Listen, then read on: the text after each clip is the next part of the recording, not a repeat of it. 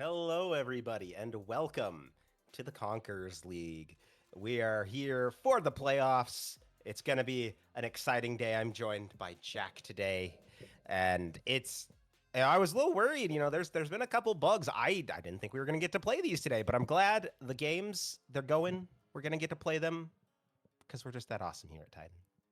Absolutely. Titan persists. I'm happy to be here casting 6-man, another fill-in. Always happy to be a part of Tier 3 League, and especially when it comes to deep playoff runs, when we have two teams that are so good. Both these teams have very good match scores now into this second round of our playoffs in the quarterfinals, and it wouldn't be crazy to say the winner of this should be favored to win the whole thing. Yeah, both these teams doing very well this year. Some very strong players across them. I know Aquafelis has been someone that I've heard some good stuff about, and I've been keeping a little bit of an eye on in the time I've had to. And I'm excited to see how he pulls out today. This is also our first match of the new patch. So I'm gonna be curious how this impacts how it's gonna impact the draft. Obviously, this is the last patch of the year. They're gonna do like a mini micro patch in mid-December, but other than that, like this is the last balance of the year. So this could be a good sign of like how the meta evolves, kind of what the priority is for everybody. And with some of these champion changes, I think we could see some priority changes. My big one I'm looking at right now is Mel. The Mel changes. If you're not someone who's maining Mel, it's gonna be a lot rougher to play her now. That E is got gutted, which is good. It's a little. It honestly, I think it's her most broken ability. It does too much CC, too much damage, really undodgeable. So I think that it's good to see some of these changes come through, and I'll be interested to see how that shakes things up. Yeah, they certainly they tried last patch to touch Mel a little bit, and it really didn't hit the mark. It made her weaker in support, sure, but way stronger in mid. So now they're doubling down. E is just getting gutted. I'm really interested in these Sejuani buffs. Every single one of their abilities got buffed. So I am a fan of this champion, especially with the priorities in the top lane. So I think Sejuani could come up, but we do have a lot of junglers in this range.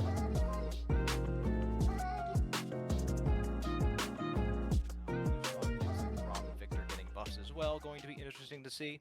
But as we head into our draft, even at, Diamond Elo, I still think the jungle pool is probably what gets prioritized. Stuff like Wukong, Jarvan, Pantheon, those are just such universal picks.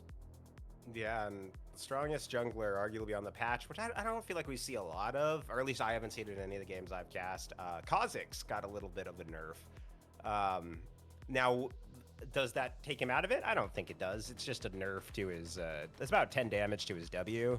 That's really not much. Like, let's be real here. Like, Void Spike ain't your main ability, except in a very specific scenario, which I don't know if we'll get to see that today. But if we do, I will be definitely there to bring up the theory of that. But so we're getting into the draft, seeing the Aurora, seeing the Syndra. I don't think either of them was touched in this patch, so still pretty solid champions. Makes sense that they're going to be picked out. The Braum going to come through too. He did get buffs on his health and also on the follow-up damage on his concussive blow. It doubled this patch, so probably for the best that we don't see him. Yeah, and I am not shocked seeing this mid lane prio.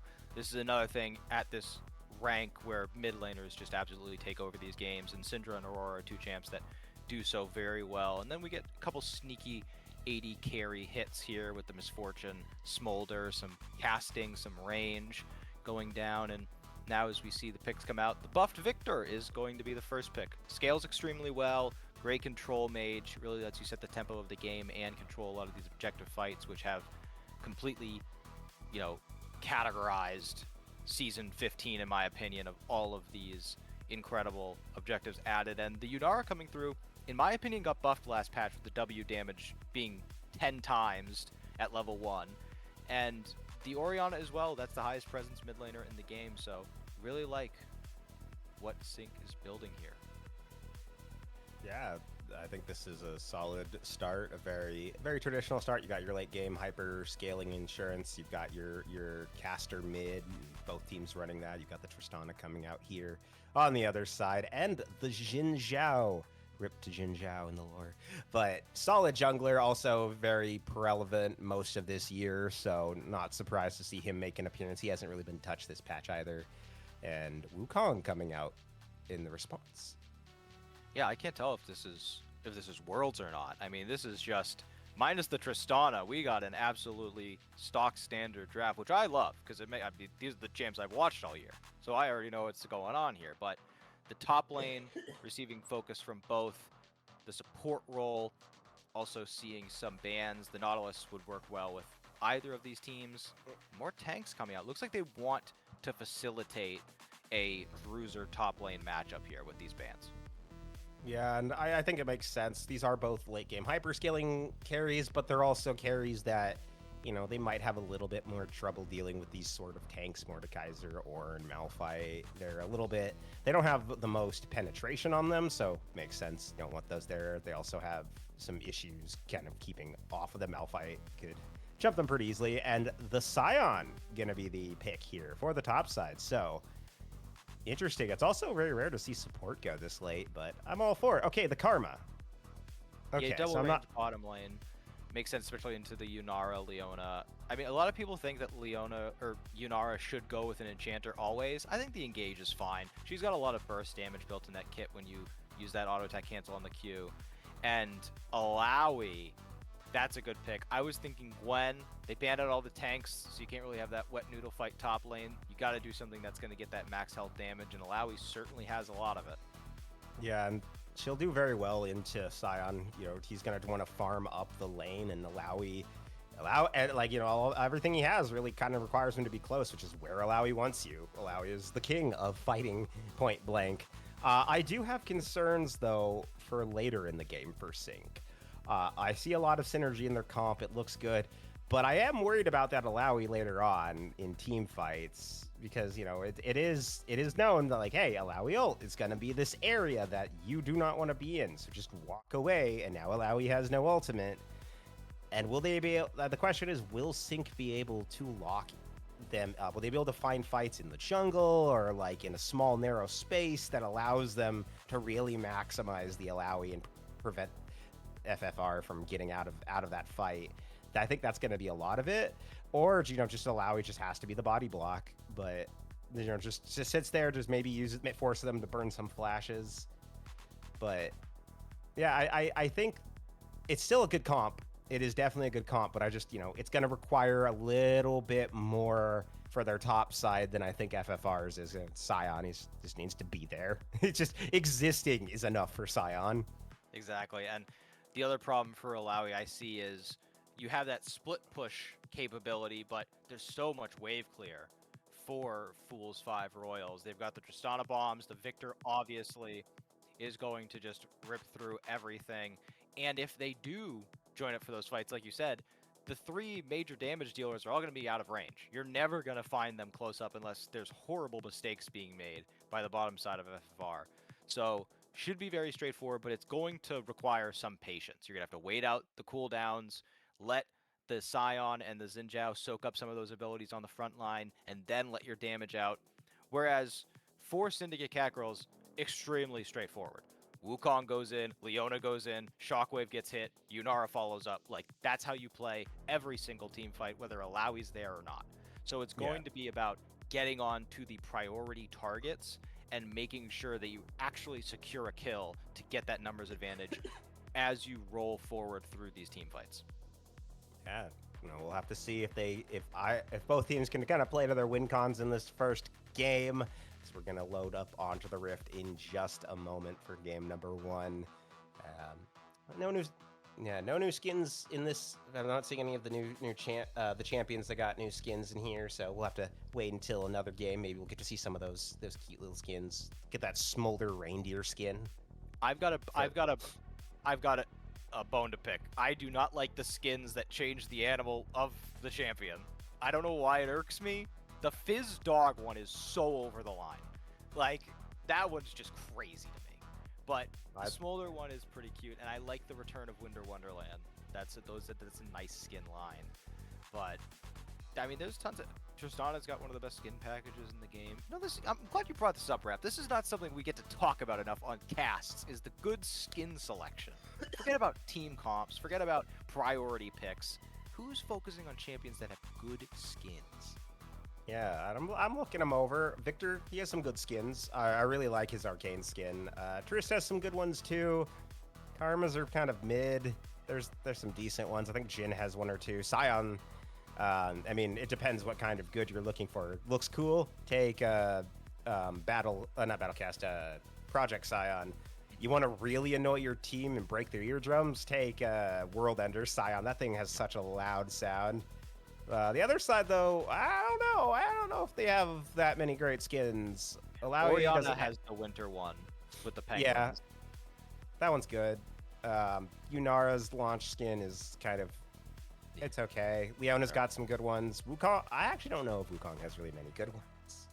Wukong is, I feel like all of the jungle, AD Bruiser junglers, unless it's like a joke skin, like Pantheon's Baker skin, they're all just kind of like, they're wearing different armor, or they're a different color, and it's not, you're not really getting something cool. You know, Yunara has the benefit, or the disadvantage in this conversation of being a newer champ. They've only got the one released, but their base skin, you can kind of just call it a Spirit Blossom skin, and just say like, oh, that's what this one is. It's different from the base. And then the Ocean Song, I believe it's one of those Ocean ones, is fine. And we have successfully bought enough time, as I heard, to get through this Spectolate. And I mean, what a lovely little chat about skins. Loved it. I actually just went and looked it up. I actually don't know if Wukong really has any good skins. The closest I think is maybe Elderwood. I do have beef with Mecha Kingdom and Lancer Stratus. They look they're almost the exact same skin. Exactly. In fact, all of his skins are just kind of the same armor monkey with staff. There doesn't really change it up that much. He kind of stays the same. Actually, I take that back. Mecha Kingdom looks cool in game. Yeah, Scion does have Lumberjack, which is, you know, a classic. But enough speculation now. We're going to actually be able to find out in this best of 5 series who's got what skins, and also how we're opening out onto the map. And it looks like Tristana mid lane, Victor bottom. All right, and there's Lancer Stratus. There's the fireworks. That is going to be. Oh, that is interesting that Solo Mason's running the Victor bot. Well, Interesting. there's also a Inter- very kind handshake going on here. Both teams seeing their jungle and just kind of hanging out. No one is doing anything sketchy. Put up the thumbs up and everyone walks out. But just a quick look into this bottom lane. Cleanse flash into the Leona. Cleanse is always a sketchy summoner spell to take into Leona because she has essentially two stuns, or she has a snare and a stun. If the Zenith Blade hits, you're almost certainly getting stunned. So it's just about waiting out the Zenith Blade, allowing the snare to fully complete, and then using your cleanse. But I don't hate the decision to swap here because with that Victor Karma, you're getting much more range early game than the Tristana would be able to put out. yeah, and that thing I brought up earlier about Kha'Zix, it kind of involves karma, so good for the karma that there's no Kha'Zix in this game, because there's a way to play that matchup that basically nullifies karma. So it's good. I think it's good that they held on to picking that till the end. Uh, but I also agree. I think this is a better lane matchup. It also, helps with Tristana's early issues with range. It allows Victor to get a lot more stacks quicker, which is great for him because, Victor really wants those stacks. Get a kill or two in the bot lane, gets that upgraded laser, and he's going to shove that lane in constantly. It's also kind of going to bait them a little bit because it's double AP in the bot lane. So D-Shot might have to kind of prioritize getting a little bit more of the MR to start this out, and then get later into the game, running into Tristana, running into the Xin Zhao. If you run into it early enough and you've been prioritizing to nullify some more of this lane, could make it really easy for them to get some kills later. So I like it. I like it. But we'll have to see how it plays out. So we are gonna see both these teams just kind of casually farming. Nothing crazy this game. I don't think we'll see much crazy early action. I think it'll be pretty standard stock fare. See how everyone's feeling on this patch.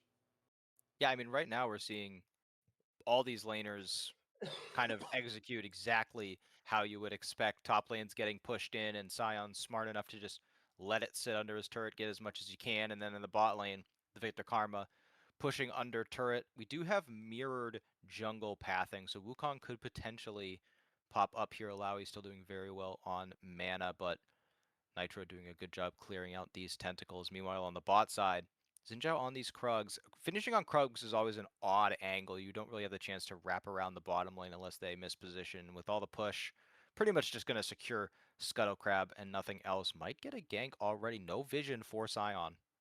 Yeah, it doesn't see it. And the Wukong gets on in looking for this gank, but Alawi is not really close enough. Forcing, though, the flash out of Nitro, and Nubly also flashed too. So I don't know if that was really worth it for Sync, but they've at least alleviated some of the pressure.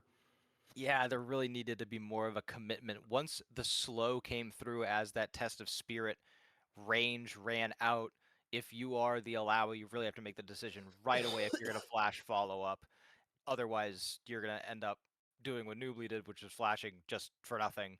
So, bit of an unfortunate situation. Does mean there is no flash escape available and still 3 levels away from level 6, but the teleport back to lane means Nubly is taking a ton of damage.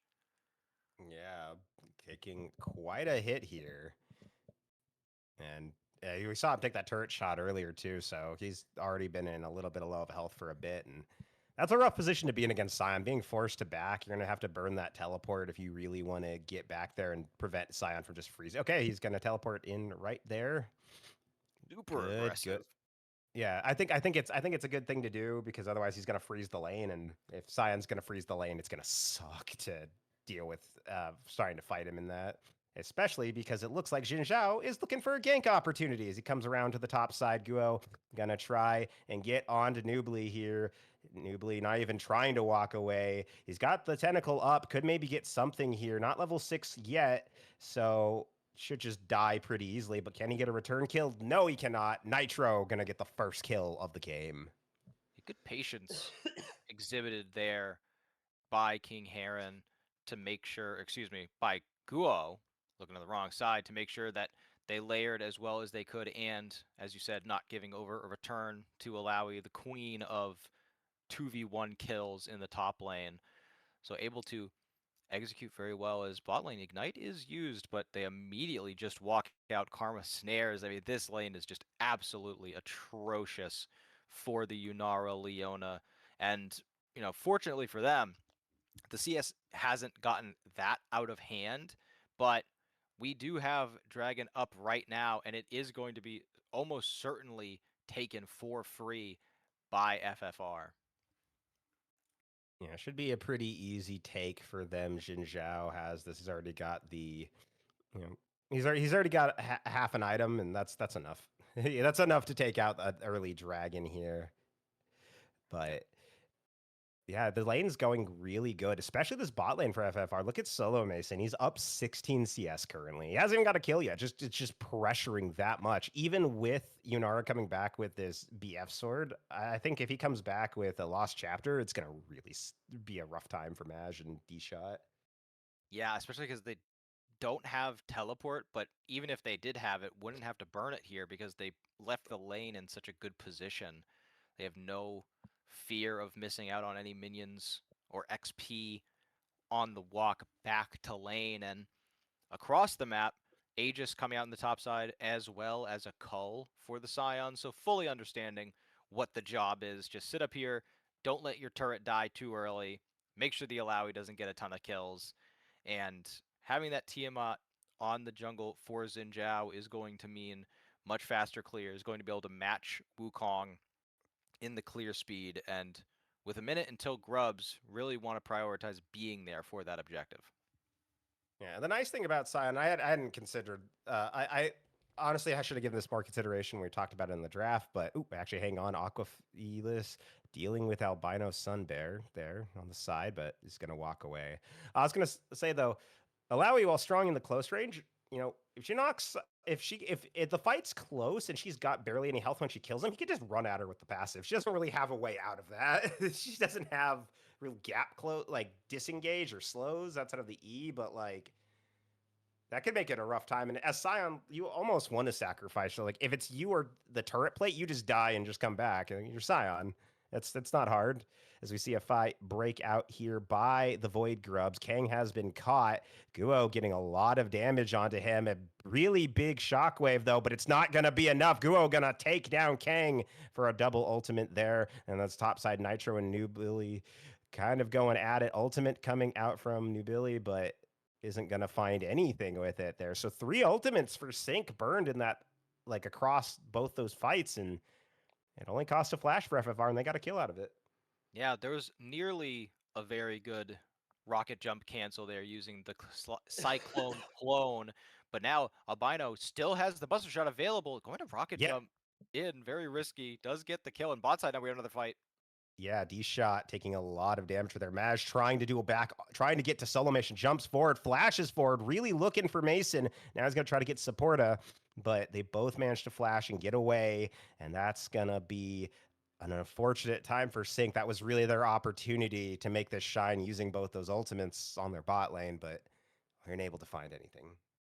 Yeah, at least getting all the sums burned, hoping off this next back, maybe getting enough damage in their kit to finish off some of these kills, both lanes sitting at around 900 gold. Really interested to see how Scion is going to utilize this now quite sizable 500 gold advantage to even further neutralize what is supposed to be a winning matchup for the Alawi. Another thing to consider about these kits, as you were mentioning, is for Alawi to land that harsh lesson, the enhanced auto attack that brings the tentacles, she's got to put herself right in front of Scion where he can easily hit a decimating smash on them, either knocking them up or slowing them to continue the fight. So really doesn't seem to be as much as of a counter matchup if the Scion is proficient, and I think Nitrodax has proven exactly that, as while all those kills and all were happening, 3 grubs secured for the side of FFR. Yeah, and I think that's just part of it being a matchup we don't really see that often. Oh wow, really heavy dive from Guo looking for Aquafelis. He will pick him up, but he's gonna die in the process. The shutdown goes the way of Oriana. Sink gets on the board, and D-Shot manages to grab Solo Mason here on the bottom side. So another kill going the way of Sink, and they get 2 back. But I don't know if they wanted that kill on the support, but still, gold is gold, and that's a great thing to find. Yeah, the solar flare came down to snipe it away as Nitrodax misses the decimating smash. Kind of a caster curse, I guess, if you categorize. But now going to get that one. But now Noobly doing so well at getting the clones up. Yeah, gets the clones up, burns the ultimate, but is gonna just get walked away from by Nitro. He's really beefy. He's a Scion. The beef is a little hard to just walk away from. Another gets another tentacle right there, but does get hit by the detonating smash. The shield, if it pops here, could do a good amount there. Yeah. And another decimating smash. Lowry taking a lot. Got to be careful. Remember, the passive of Scion is quite a difficult thing, and if you get that low fighting him, it's very easy to end up in a situation where he just trades you kills. And with the way they work is honestly always like if you trade kills, it's always better to get the second kill than the first kill, in my opinion, because that's the one. Like if you're both are even in the value of killing, like in your gold value for dying, the first person to get the kill is going to increase theirs ever so slightly, which just means a little bit extra. As Nitro going to ult on forward, looking, see if he can grab Noobly here. Noobly flashes forward. A flash, though, from Nitro, and he's going to pick up the kill, following him along.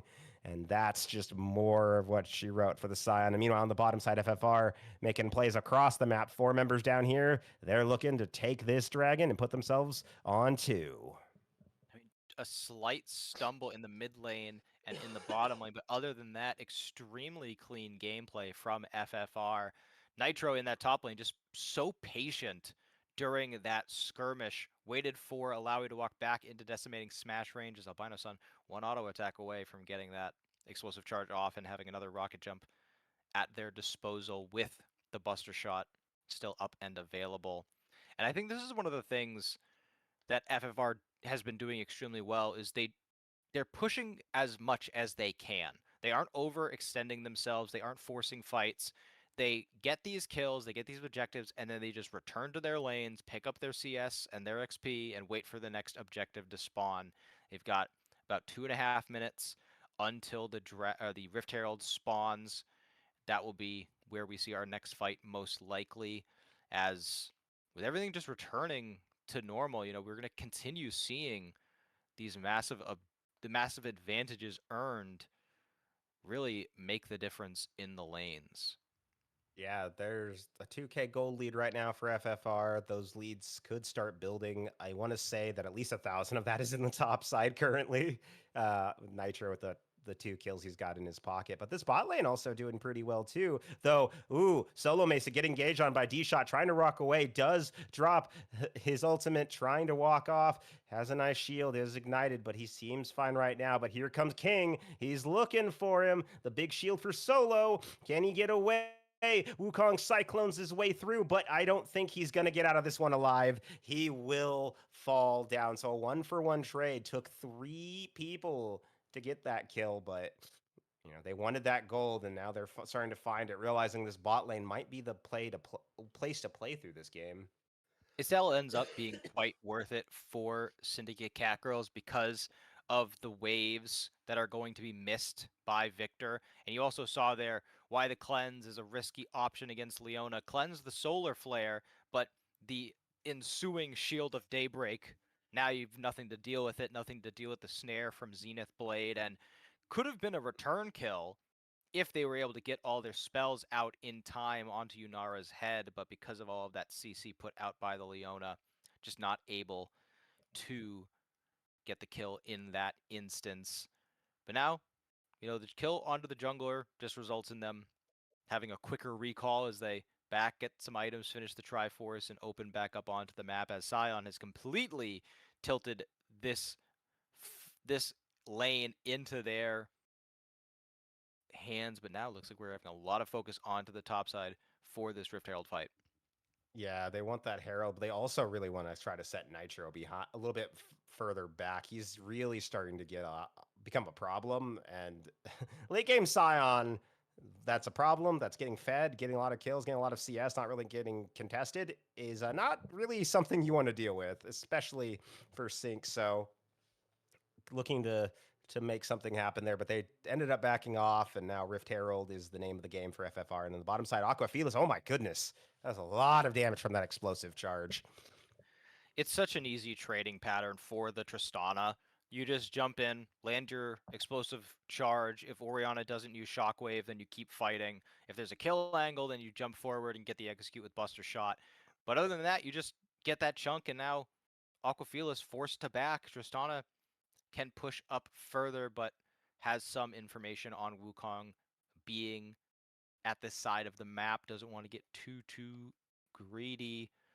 As soon as I say that, though, the greed sets in. There's no plates on this turret, but they want to hit it anyway. Better be a 2v1. Yeah, 2v1 here. King Heron is down here looking for Sun Bear. There goes, ooh, the Cyclone. There goes the ultimate from the Ori. And everyone's running the flash forward, though. They really want that kill, and they are going to get it. The shutdown goes the way of King. And just like that, Sync manages to find a little bit more gold for themselves. But on the top side, Nubly, he's trying to get some damage here. But this Scion is just so difficult right now. He's so big. And oh, he's also got the Bramble Vest. That makes it even worse for Alawi. There's none of that Yep. healing she's getting. Just completed the cull as well. No care in the world. Actually, just trying to look past the Alawi, get the minions, and hit her at the same time. And to that bottom lane fight, Albano Sunbear did their best to try and get out, held onto the rocket jump for as long as possible, knowing that Kang and Aquafilos were both trying to cancel it with their respective ultimates. And even when it did get canceled by the Cyclone, they fully stacked an explosive charge to get another rocket jump up. But in the end, obviously, they still go down as flash forward by T-Short. Didn't result in anything. Now Solar Flare comes out. Yeah, manages to land it onto Solo, who's trying to run away, but he is going to manage to get on out. Guo also forced to flash away, but here comes the Scion. Madge going to be the first to go down. Nitro goes on a killing spree, gets a double kill onto the Leona, and now they're turning for the Dragon. A lot of low health members here, but Aquafelis and Kang both had used their ultimates earlier, so there's really nothing left for them in the tank, and now Nitro just smacking Kang as he goes. Albino Sunbear wants some revenge, and he's gonna get it. Gonna take down Kang, pick himself up a kill. They're gonna put themselves on soul point, and it's just looking up and up for FFR in game number 1. Yeah, obviously, first things first, incredible teleport by Nitro to get down into that fight. Gets the first kill with the ultimate, but still knocks up Leona for that second kill that came through. But I want to give a huge shout out to Guo in that fight. Once they hit that Crescent Guard, they were so low, but able to space with the boundaries of the Crescent Guard to prevent any further damage coming through, knowing that they have to be up for the Dragon take with Kang Heron still in the area.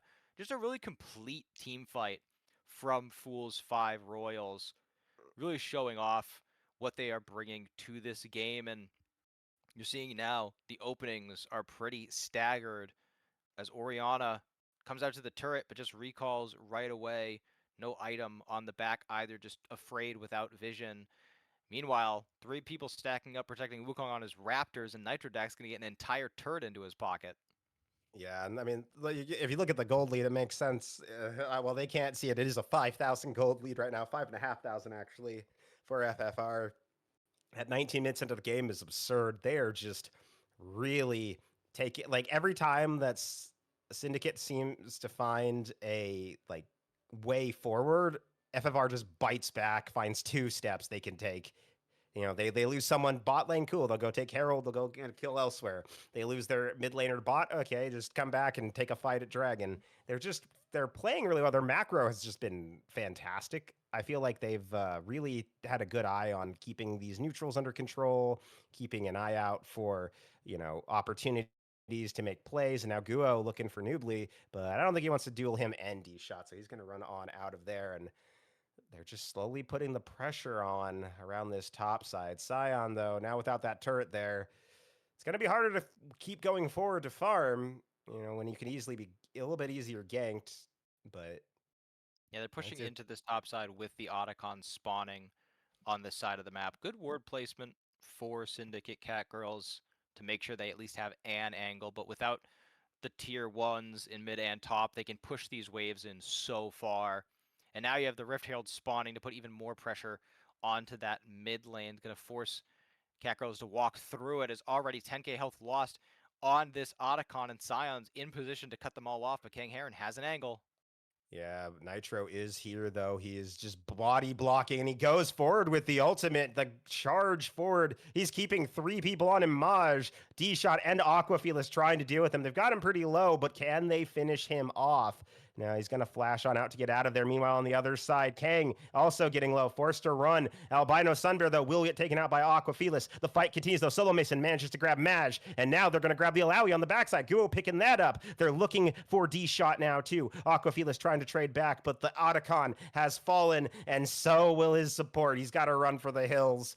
3 kills go the way of FFR. The Otacon goes their way. They only lose their mid laner, and they are sitting high and pretty 21 minutes into this game. I mean, to be honest, if this were a more even game state, FFR gets wiped there. But because they are so far ahead, it doesn't matter how split up the team fight is. Sion has so much HP and resistances, and they have a Karma that has successfully indexed into enchanter items at this point, so able to keep everyone alive and healthy. The redemption was so clutch on the top side of that team fight. And you have a Victor with 2 items, a Tristana with 2 items. That's all the damage you really need when it's not being focused. Sion is receiving all of the damaging abilities from the Syndicate Catgirls, so no real need to panic or put yourself in a bad position. Allow Sion to be the one in the front, face tanking 4 members of the enemy team, and you get to this point, you're 22 minutes into the game, 6k gold deficit, and not only do FFR have scaling, they have tanks, they've got frontline, they have dive, they have everything you could possibly ask for a Scion, using that unstoppable onslaught just to push Aquafelis off this tier 2 turret. It's like, how are you going to find a way back into this game? Yeah, and no, it's just Nitro's just running Aquafelis through. There's gonna be the ultimate coming through from him, but Solo Mason just gonna pick it up. It was all a bait, and Nitro still walks. Dude, this dude just walks forward into what should be certain death, but he's just so beefy they can't do it. Like earlier in that fight around the Otacon, charging into 4 people and just standing there with 3 of them for like a whole 20 seconds. As the dragon is gonna go down here, it is gonna be Soul for FFR. D-Short even used the solar flare, but as their name says, it was so short. It didn't even come close to the Scion, who just walks out with the Karma Shield, feeling very inspired after that solo kill. Oh, almost solo kill under the turret. As there is a crazy deep flank coming through from Kang Heron. Let's see if this 4v4 is how they win a team fight finally. I don't know if they're going to get to. Nubli's already gone down. Solo Mason's going to go on a killing spree here. The flank only works if there's team to follow it up. Kang goes in, though. He's still looking for it. There's going to be the shockwave from the Orianna. Albino Sunbear managed to get out. They're going to shut down Guo. And now, can they find anything else? It doesn't look like it. There are pretty low members. And on the bottom side, Sion, who wasn't even in that fight, just takes another turret. Now he's roaming up to the mid lane. He does have the ultimate. They really need to be careful here. Syndicate gets into the wrong position. This could be a pretty easy several inhibitor, maybe another turret for FFR. But they're just going to back on off here. Nitro just coming by to make sure his team can get out just fine. And I think that's still a positive. They got a they traded kills and they got a 2 turrets for it. Certainly. It was a good attempt there. Guo trades their life. It was a good response from Syndicate. They tried their best. The deep flank pays off, gets 2 men in the shockwave, and then 3 people knocked up with the cyclone. But it's just they don't have any follow-up damage except for Yunara. And Yunara opted to go for this extremely high econ build, so it's just not enough damage on the kit yet. Yeah, and forced to flash, but it doesn't even matter. Got hit by the end of the decimating smash, and Solo Mason will finish that kill off. And now the Arcane Storm coming through. I'm not sure for what, but Arcane Storm was there. To secure. They wanted to make sure, this is one of the things when you pick a team comp that scales and you win the early game this hard, is you kind of forget that we have a 2.5 item Victor who's got all of their abilities upgraded at this point. Like, they have so many angles to win this game that don't involve Nitro just sprinting into the entire enemy team and 1v5ing them, as Baron has been started, and with Aquafelis on the bot lane with no teleport, kind of feels like they're just giving this over. Yeah, I mean, can you really contest it at this point? And you're down 8,000 gold. It's a hard position to be in. Looking across the items, like Alawi's not even done with her second. Sion's already through his third. This is like it's a 4,000 gold lead for Sion. So, oh, and he's going forward too. No, he's not going to fight anything with Jubilee. But yeah, he's just there's just so much gold in their pockets. They're so far ahead. At this point, if you're Syndicate, I almost feel like you're just like, okay, this game, it was rough. The Scion just got out of control. We just get ready, mentally prepare for the next game. Just make them work for this. Make them think, hey, we had the like it looked easy, but we had to really work for this win. That's literally, I think, the best you can do right here is just make them work for it and really drain their energy going forward. As Kang takes a lot of damage there, a huge decimating smash coming through from Nitro. They're gonna find one, they're gonna find two. Solo Mason gets one kill. It's gonna be another there for Albino. Supporter grabs the one. Scion grabs one. They're not gonna share all of it to all five. They're gonna give one over to the Tristana, and that's gonna be an ace for FFR. Syndicate Catgirls, unfortunately, not going to be able to find any ground to land on their feet this game, but they've still got a couple more in them. Game number one is going to go the way of FFR. Yeah, and I mean that last fight, just a complete showcase of where the game state is at. Kang overextends despite the 14k gold lead at the end. They hit a huge leap of faith Alawi ult. They hit a huge shockwave, but the diff is just so large. Neither of those abilities end up really doing any meaningful damage. And I mean, it goes to show that their draft philosophy, they were able to execute exactly what they picked. They had the Scion win in that top side. Their bottom lane outranged the Yunara Leona, give them no angles to come into that game. And the jungle was a complete wash. Xin Zhao was able to just play towards his strong sides. So I mean, you got everything you wanted.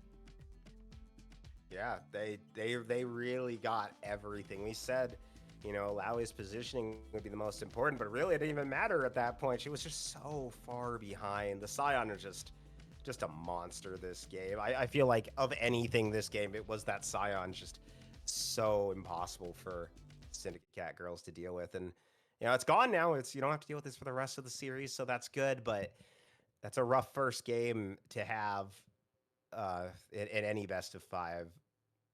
Yeah, you're going to have to reset going into the next game. I think a majority of their draft made sense. I think the Alawi, as many probably expected, not regardless of the outcome, that's where it really turns. You have a champ now that if they win lane, sure, that's cool. Scion's still going to be useful. If they don't win lane, game's over. And we saw that outcome was what happened. So I think they're going to have to try and pick a top lane that has a bit more synergy with what the rest of the team wants to do. Yeah. No, I mean, there's still some good options for them to pick from. Yeah, so we're gonna see though what they've got in stock for us, and if they can make a comeback, if they can bring this series to 1-1, or if we'll already be at match point for FFR. Don't go anywhere. We'll find out right after this.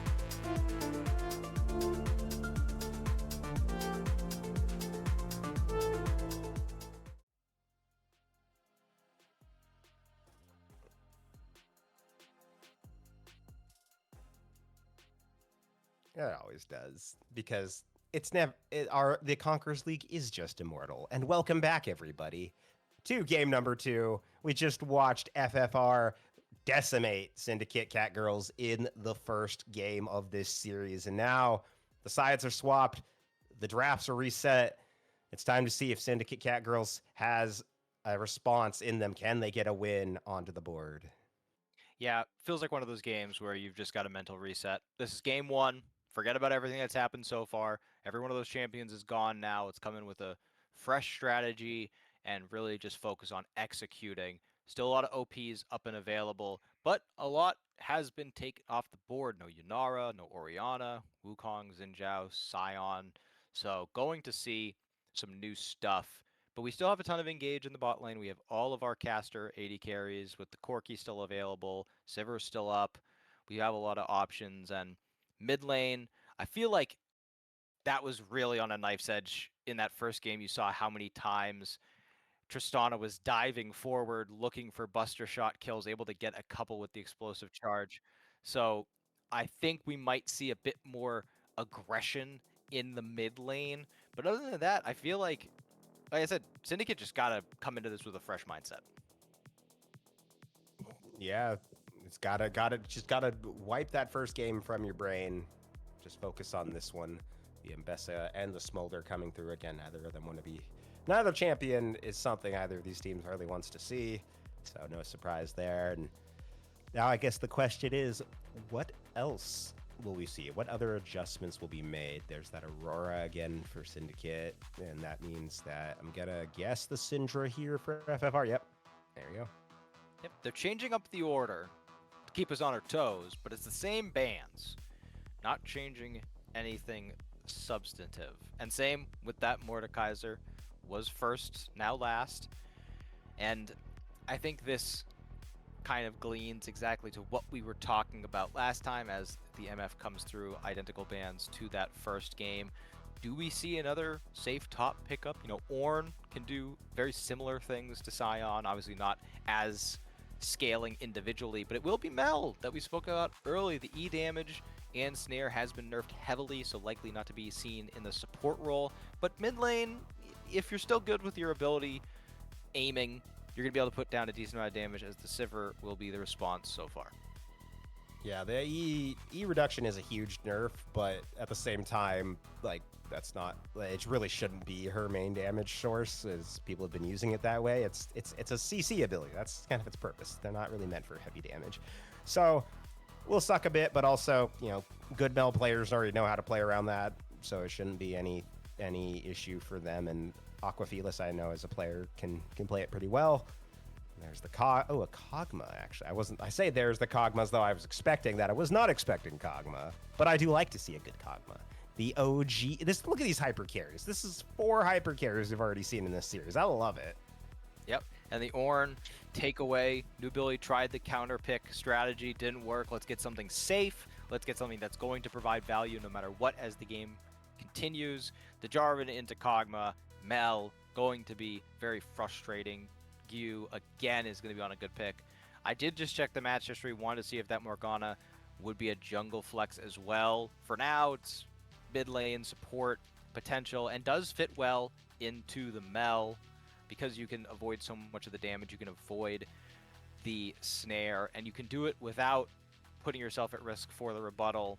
You've got to be smart with your bindings, obviously, but with those bans coming through in the support role, it does make me think this Morgana is going down into the bot lane. And right away I'm thinking I got big red flags, red alerts blaring for this Kog'Maw. So much you have to be so careful of, and it is a champion that fares very well surprisingly early because of the damage added to the W when active. But set in the top lane into the Ornn, we're seeing another flip where last time New Billy had the counter pick. Now Nitro is going to be on the offensive as Soraka coming through, and this is very different philosophies coming out of each team.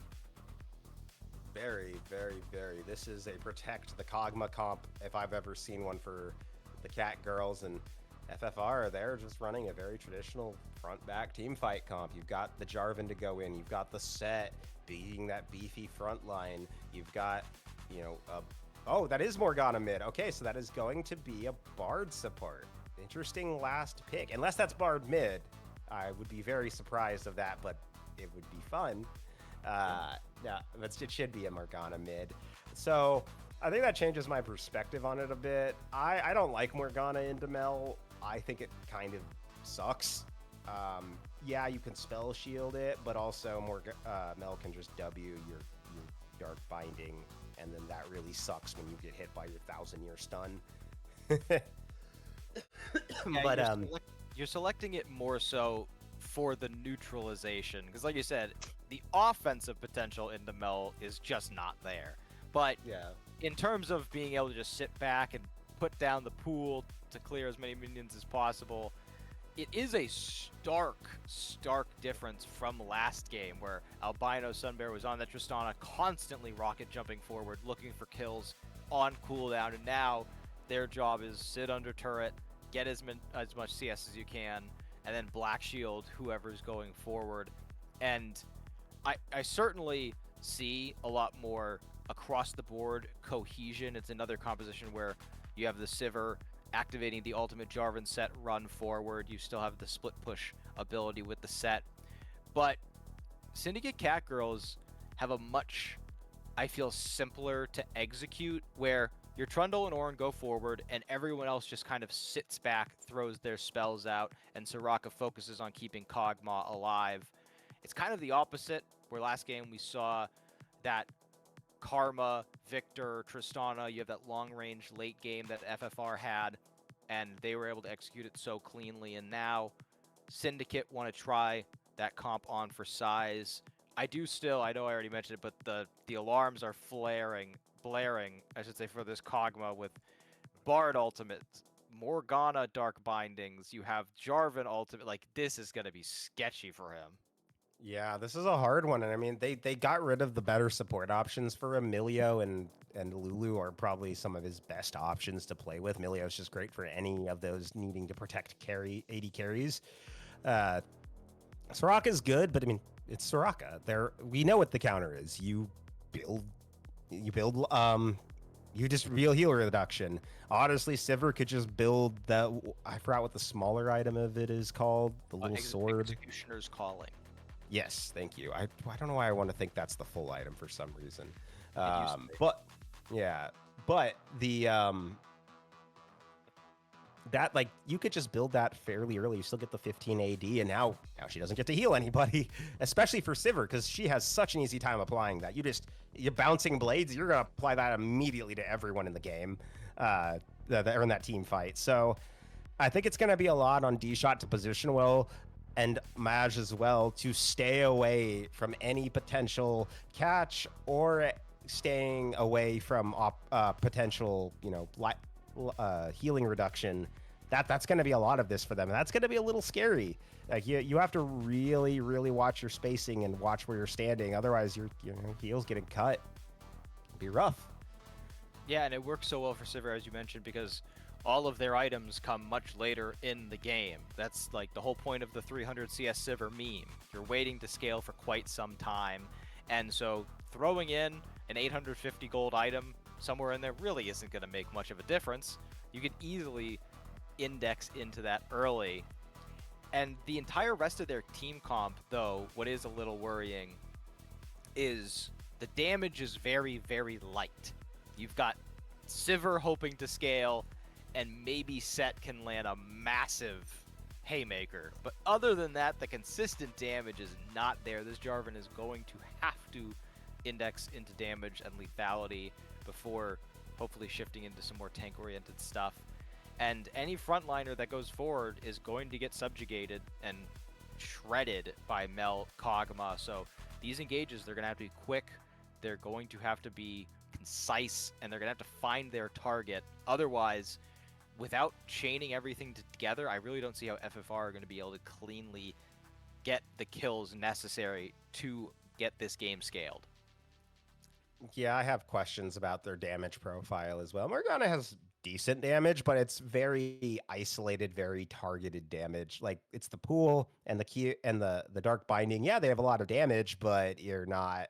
They're not like blasting the enemy team with them or like you kind of for the enemy has to kind of stand in it or get to really take that damage. So it's really going to be on Solo Mason to drive the damage for this team and really be that factor, which means also he's got to be extra careful because if he goes down, his team doesn't really have much else left they can use to win a fight.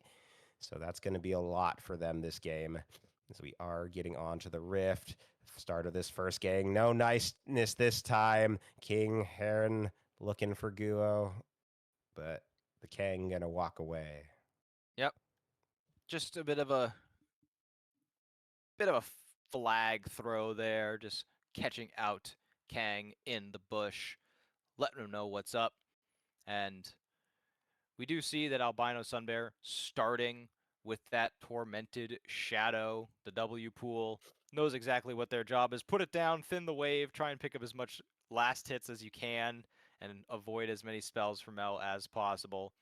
Not off to a hot start, and that Scorch is going to make this early game even more annoying for Morgana, as in the bottom side looks like FFR again trying to push their advantage here. I do like FFR running the Snow Day Bard. You know, it's always nice to see. Goes well with the map. One of his better skins. But it's yeah, this is a starting off well. I mean, for both these teams, very calm. No one's got that level one didn't actually do anything. It didn't cause anyone to die. So both teams glad nothing crazy came of that. And now, it's just casual farming. Although we have seen already, in the mid lane, we saw that extra damage coming out onto Albino Sumber, but also on the top side, Nubly continuing from where we saw last game, just getting beat up by Nitro. Had already taken about a fifth of his health and chunked in damage. And you gotta like Ornn is a tanky individual, but Set, that comes later in the game, and Set has that early damage from the Q. Really get that double hit in, can really do a good trade. Like people really need, like you got to really respect the Set trade early game. Yeah, and the other problem in the kit for enemy laners is that passive, the Pit Grit. You get so much health regen and bonus damage when you get low. You think, oh, well, I've gotten them this low. I surely will be able to finish off this kill. And then never mind the Facebreaker, Haymaker combination as Nubly in that situation. Very fortunate that Nitro Dax doesn't just want to go ballistic and try and run him down, but they're very long cooldowns early in this game. And as we see in the bottom lane, now that Maj has access to all of those abilities, they're able to get the pushback in their favor, get some deep vision down, and make sure that Kang Heron has access to at least one of these Scuttle Crabs in the early game. Yeah, they definitely want to make sure he can get one of those. He's really going to need it to kind of keep up here. Needs to make sure that he's staying up there in the farm. Really wants to get to 6 as quick as possible so he can start pulling those resistances away. Really make Guo and Nitro a lot squishier. I mean, at least Nitro, he's not going to probably build a lot of tanky stats. I mean, he's going to build health, but he's not going to build a lot of armor and MR really. It's a very bruiser based champion, so much more on the health and the AD than anything else. And Jarvan's also kind of a bruiser, so you get a little bit more value out of it because they already have low resistances, so anything you're pulling is going to be much more effective on them. But top side here, Nitro doing a lot of work. Nubly just getting whacked around up here. Yeah, starting to think that it may not have just been the matchup last game as Nitro Dax cements themselves as superior at the start of this game, at least. And as we see first backs coming out, Aquafilas opting to go for the full Lucidity boots. I think that's not the worst decision in the world. Allows that rebuttal to be off cooldown more often. That means more of those dark bindings that you can get out of the way of. And on the other side, just a book and a crystal. So nothing that will really shift the scales in their favor heavily. Now, meantime, in this top lane, Nubly able to build themselves a crystal and a cloth armor. So you're already seeing Flash has to be burned there by Nitro, respecting the extra items coming through thanks to that Living Forge. Yeah, actually had to back up earlier. I noticed, and he's already burned his teleport to get up here. So Nubly, has already had to kind of reset once. And Nitro, good use of the flash just to make sure he's not getting too low because he can. I think he can take the trades even at this health here. As we are going to see FFR grab the first dragon of the game. It's going to be a Cloud Drake, and Nitro catches him trying to dash. The ult comes on through. Nubly going to be forced to flash the haymaker as well, and that's going to force Nubly to have to back up here, which means that, if Set can get the reset here, Nitro can just walk back to lane. He doesn't have to burn that teleport because Nubly's already burned his. So push this into the wave, a turret, let it crash, back up, just walk back to lane, let it reset, and you're looking high and mighty. You could make a teleport play somewhere on the map. So this is going very, very good for Nitro. Like when you're already winning and they already have items on you and you had basically no health and you're still beating them, now you get to back and come back with items. It's gonna really, really suck for the Ord. Yeah, absolutely. Got his lick back, and with that teleport advantage, going to be able to really put down the pressure. Actually uses the teleport right away to match Ornn returning to lane. So in the end, it'll just be kind of nullifying that slight advantage we saw Ornn gain because of the earlier back. Nitrodax, only reason they weren't able to secure the kill on that last little fight is because they didn't have enough charged up in their passive because Ornn wasn't fighting back. He was just running away, trying to stay alive. As we zoom back out onto the rest of the map, Kog'Maw working towards a Gwynsu's first item, I believe, which I think is the absolute right decision. Kog'Maw has Bork by hitting W, so I don't think that the building of that item is very necessary. I think you can skip it, go for some more creative options. Getting straight for that Gwynsu's is also going to give you some good AP on these abilities that have pretty decent scaling. Whereas Sivir going for at least one of the BF sword options. Doesn't want to go for the old school Sivir, the Essence Reaver, the Navori Flicker Blades. Wants to have big damage right now, trying to match what Kog'Maw can do. And shout out so far to Supporta, really able to apply a lot of pressure as Bard as he shoots another field goal with the Cosmic Binding, but has hit enough to force them back, force D-Shot low, providing a lot of pressure on this bottom side. And you look at how much vision they have gained because of it, as well as that first dragon. A lot of prio, though, being thrown to the top side as grubs have spawned. Yeah, grubs are up, and we're already seeing Syndicate Catgirls making the first rotation up there. They've already got one, and they might look for more, though. Here comes Guo. He's going to Cataclysm on in and force Kang to use the ultimate Call of the Forge God coming on through.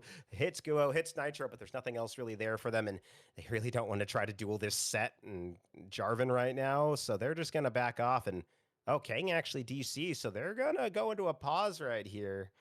And I also see Bard is rotated up here too. So there are 4 members for the side of FFR. And while they got the first grub, they're not getting the other 2. So you at least get the stack for your jungle item. You get that.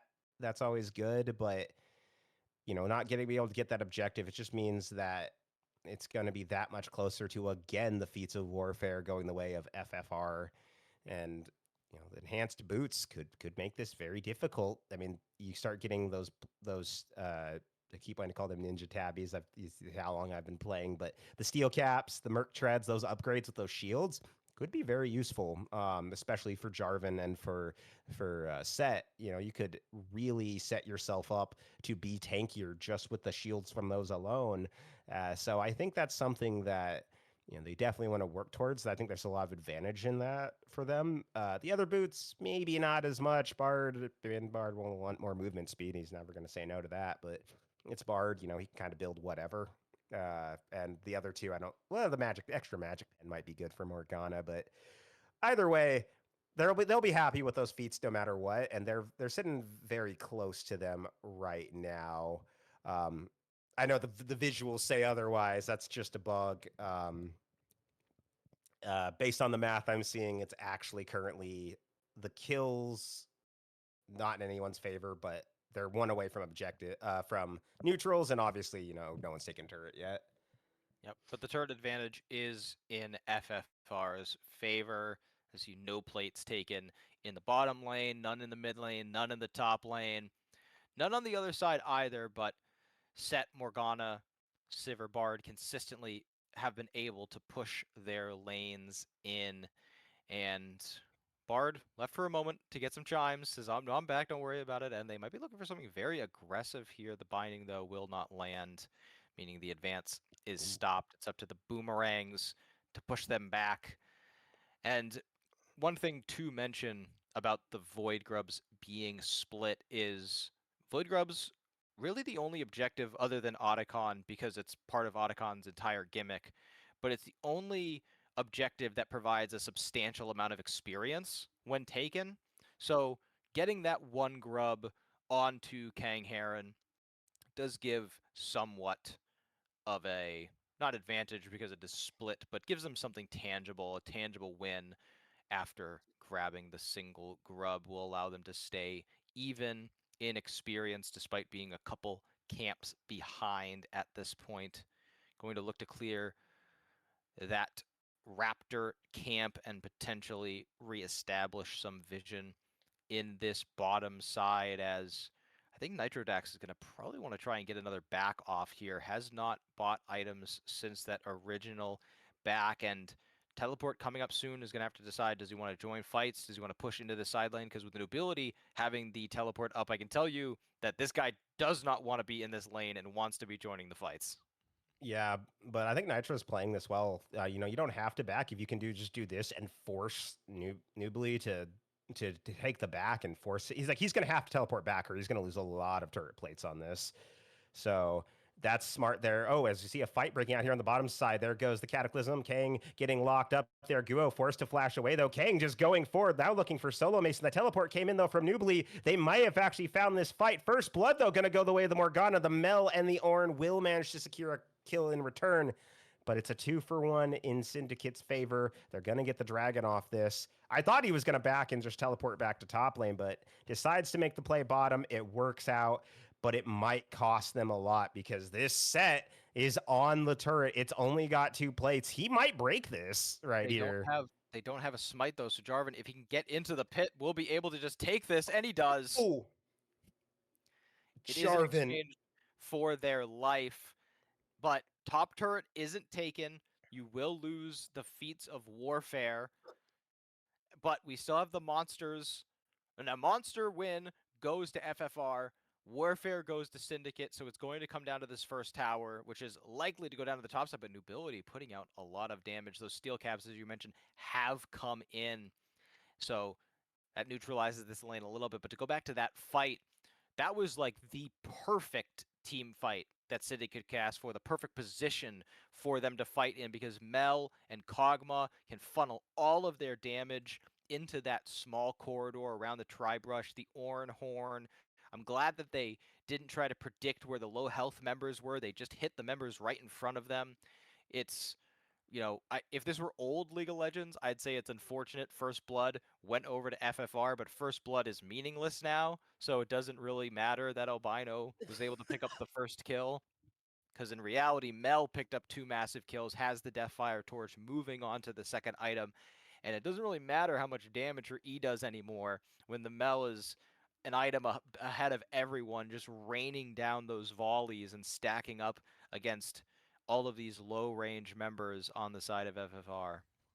Yeah, we talked about this last game too. When we were talking about, actually, hang on, we'll have to wait a moment because New Beliefs just lost a turn. He might lose his life here too. Nitro looking for him. Here comes Guo. Kang is here as well, but they're gonna Cataclysm the Ornn away from his jungler. And he gets in now, but he's already lost it. Now Kang trying to get to Nitro, chasing forward for him. Nitro did manage to get out. Aquafelis has come up too, but it's gonna be a double the way of the Jarvan.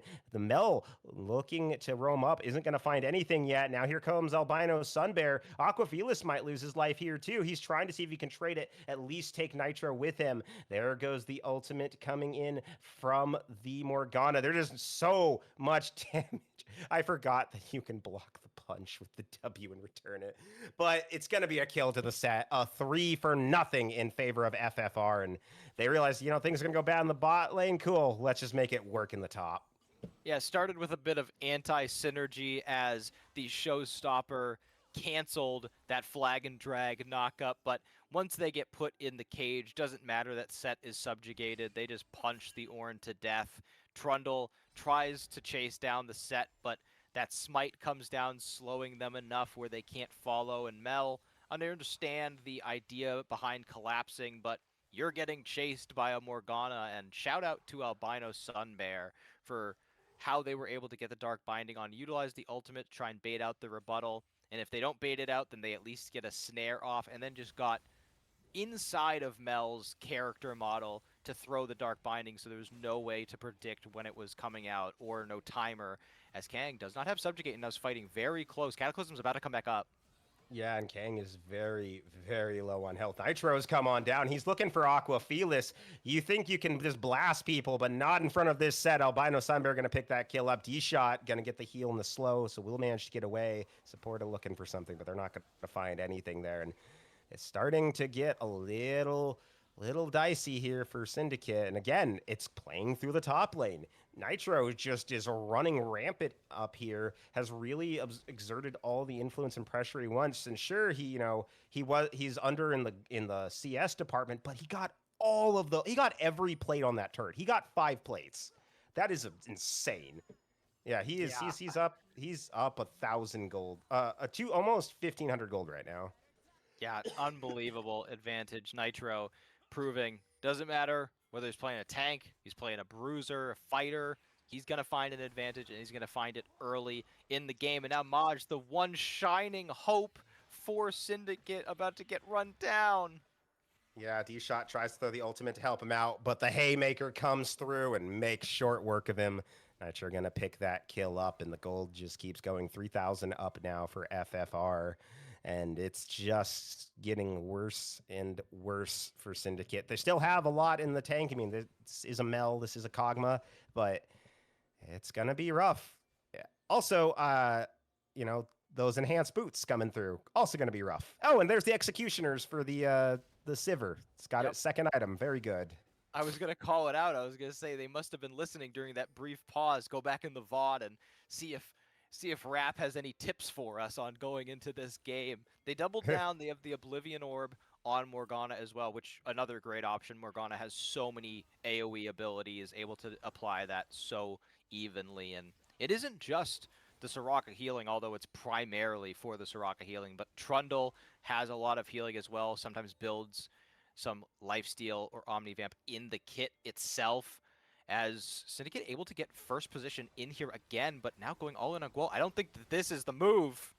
Yeah, they're looking for Guo. They're going to root him up, but he will manage to dash on out. That Bard ult was really nice, really prevents them from continuing forward. They're going to turn onto this dragon, and this is a low jungler for the side of FFR. They do have the honey fruit, though, but Nitro is down here on the bottom, and he found D-Shot. He's all alone. The Ornn isn't able to help him. He's just getting run down. Herald has been dropped, and Trundle will fall. Aqua Felis forced to flash away. Maj has been locked up in the Cataclysm. Guo going to pick him up, go on a killing spree. Ornn soon to fall. Guo will finally get bursted down, and Nitro will find D-Shot. It's just Aqua Felis with the last one standing here, but he's not long for this world. It's going to go the way of Albino Sunbear. It's going to be an ace for FFR. They're going to get this dragon. They're going to put themselves on Soul Point. And, oh boy, this is looking more and more like last game for FFR. Yeah, and you see how coordinated they are. As soon as Nitro sees that very valuable target in Soraka, just sprints directly towards her, and the confidence of the rest of the team to know we have to follow on this, but we don't have to help the set. They are all set, pun intended, on chasing down that Soraka. It draws the focus away from the Ornn, and then Ornn has a quick turnaround to help the rest of the team fight, and great Cataclysm from Guo did force out the flash from Mel, but Kog'Maw didn't have flash, so you hit a Cataclysm on the 2 carries of Syndicate, both of which have no mobility unless they burn a summoner spell. That's an extremely successful ulti usage. Now they are on Soul Point again, as they were last game. Set 2 items completed. Jarvan has the Black Cleaver to really enhance the damage from Sivir from Set. And now I would like to. I always bring this up in these spots, but all of these AD bruiser junglers. Oh, hold that thought. Bard is in a pretty sticky position. The pillar. Yeah, he has forced a flash away, but here comes Nitro. Kang flashes forward to look for him. They're going to find Supporta here, but the forward in from Nitro is going to be a lot. Haymaker coming on through. Go managed to grab Maj. They're on the side now. Nitro actually caught dueling 3. Might not be able to take them all here. Still running forward, but here comes Solo Mason. They're going to shut down the set finally. Guo misses the knockup and is going to get shut down. Oh, this might be turning into a disaster for FFR. They may have gone too far forward. Now Solo Mason getting shut down. And the roots just keep getting reflected back into FFR. They're gonna lose their mid lane. They're gonna get it's their turn to be aced now, and they're gonna get shut down. It's gonna go the way of Ornn, and us as we're singing their praises, they go a little too far forward, and it costs them dearly. And Otacon's up in 20 seconds. They're going to get this top tier 1 turret that's some standing gold off the map right away with objective bounties activated. So they get the full ace with objective bounties. They're going to get a top turret. They should get Otacon. It looks like they're not going to risk it. They don't want to bite off more than they can chew. And that fight was just so unfortunate. It was not the coordinated fight we saw last time where they're splitting it up with Set focusing a high value target. Instead, it was very staggered, very disjointed, no one really knowing who they're going after, not hitting their abilities. And in the end, one of the most upsetting parts of it was that Albino Sunbear got Solo Mason killed through a binding into the rebuttal and then dodged out of the way so that Solo Mason could tank it, leaves them just stranded in the middle of the river. They do lose Otacon still because of the tempo taken from FFR. Yeah. And that last fight had looked really good for FFR for the first 5 seconds when they got Kog'Maw. But, even losing it, it's good to still know that, hey, everyone else stayed too long. They had to back, and we're still going to get the Otacon for ourselves. So that's always a good outlook for FFR. They at least still come out of this whole situation with a little of something. And, it is a little shaken. They were up 6,000 gold. They're only up 1,000 now, or about 1,500. But,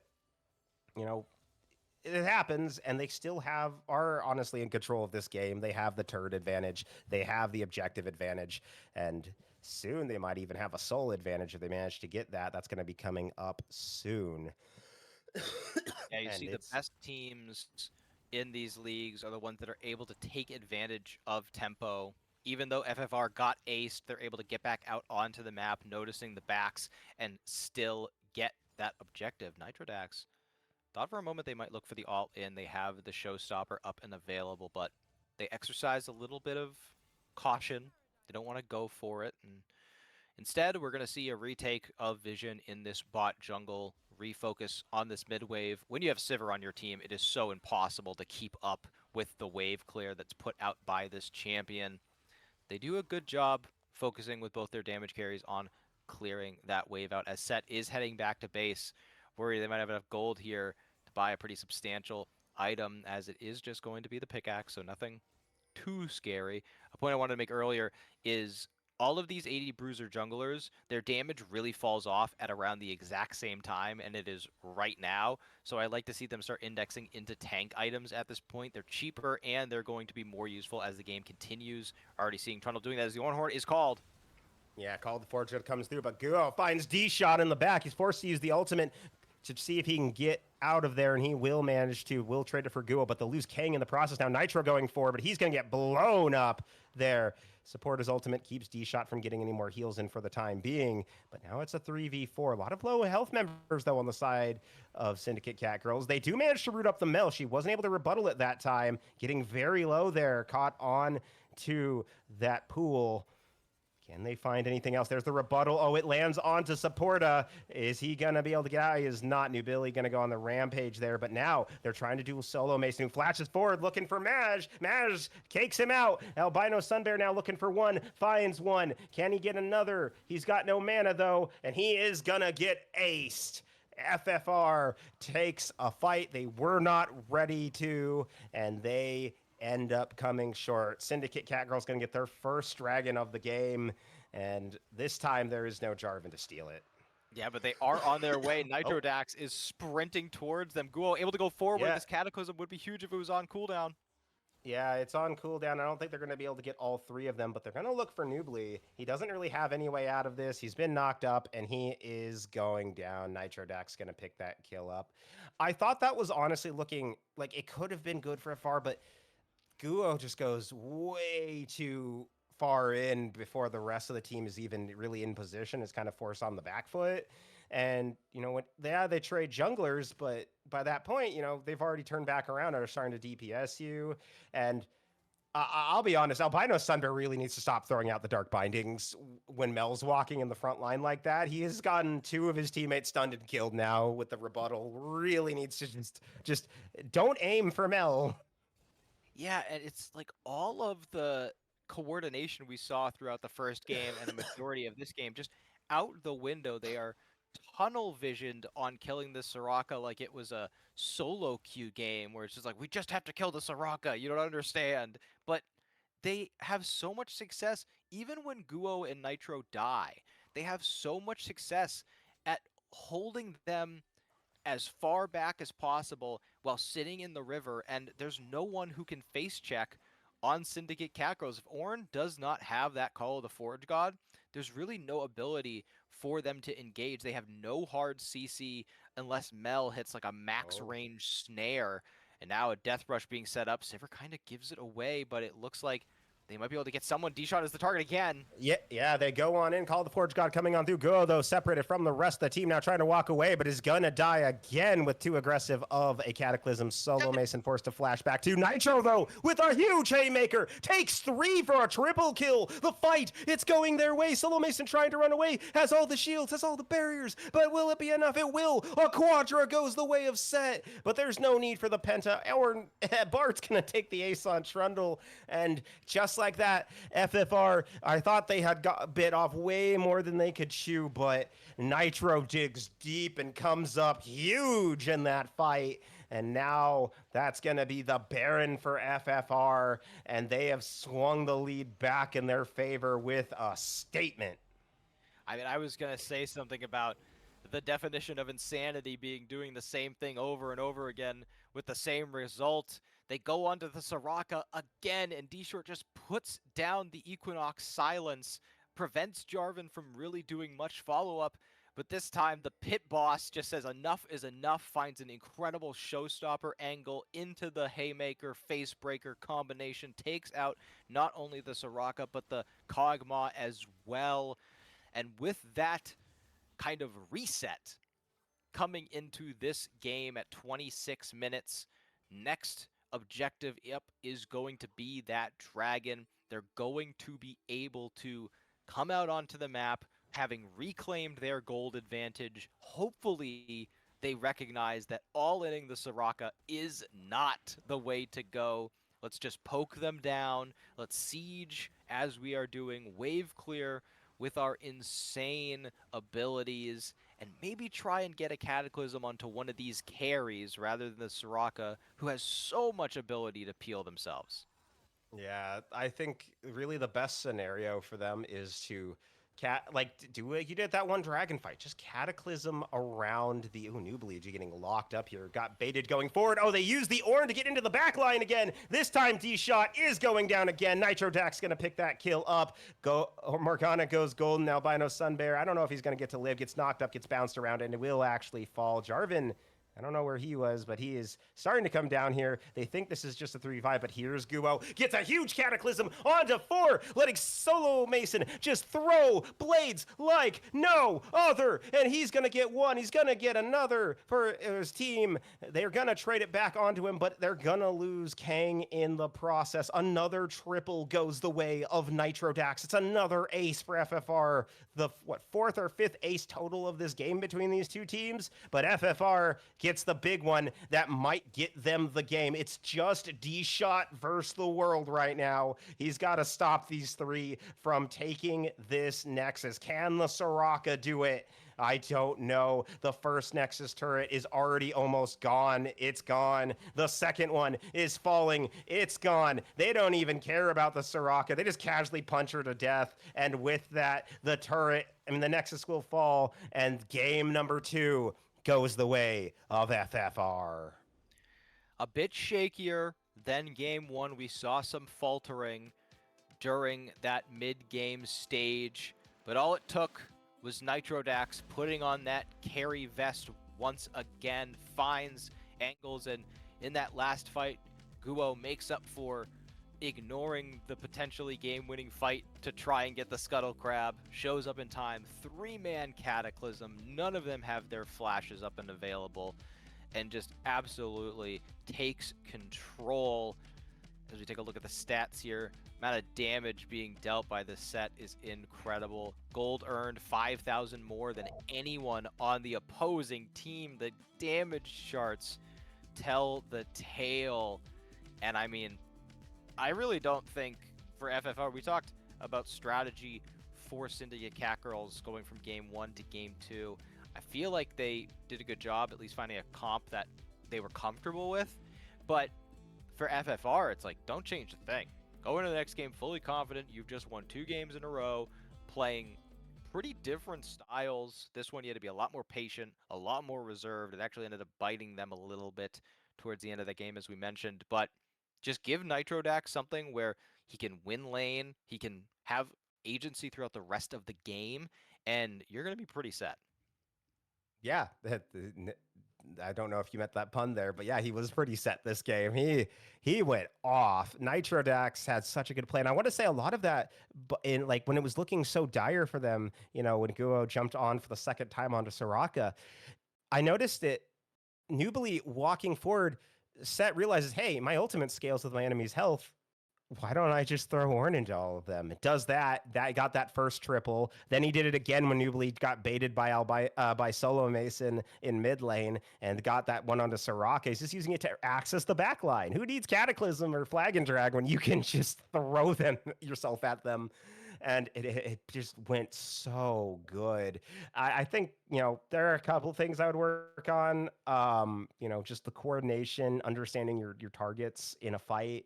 I feel like they were in a really dicey spot for a bit just from all that focus onto Soraka and taking these fights they really didn't need to take. But they play them so well, and even in fights they shouldn't, like, every fight feels like they could win it. Like, you just never know. They can pull something out of them, and I think that's really impressive. But also, for the other side, for Syndicate, they've got to put Nubly on something. I don't know how much safer you can get than Ornn, but you've got to put him on something else safer, because dude's is getting rolled by Nitrodax, and he's got to, like, put him on Shen or something so that at least he can, like, be effective later in the game for your team. Maybe drop an ult in, maybe he can make plays around the map, but it's not working how it is right now. Like, if you're going even, Nitrodax is winning really hard. So I'm hoping we'll see some changes in that as we head into game number 3 for potentially our last game of this series. FFR might just get a clean sweep of it, but can they do it, or will Syndicate start the road to the reverse sweep? We'll find out just after this break. Don't go anywhere.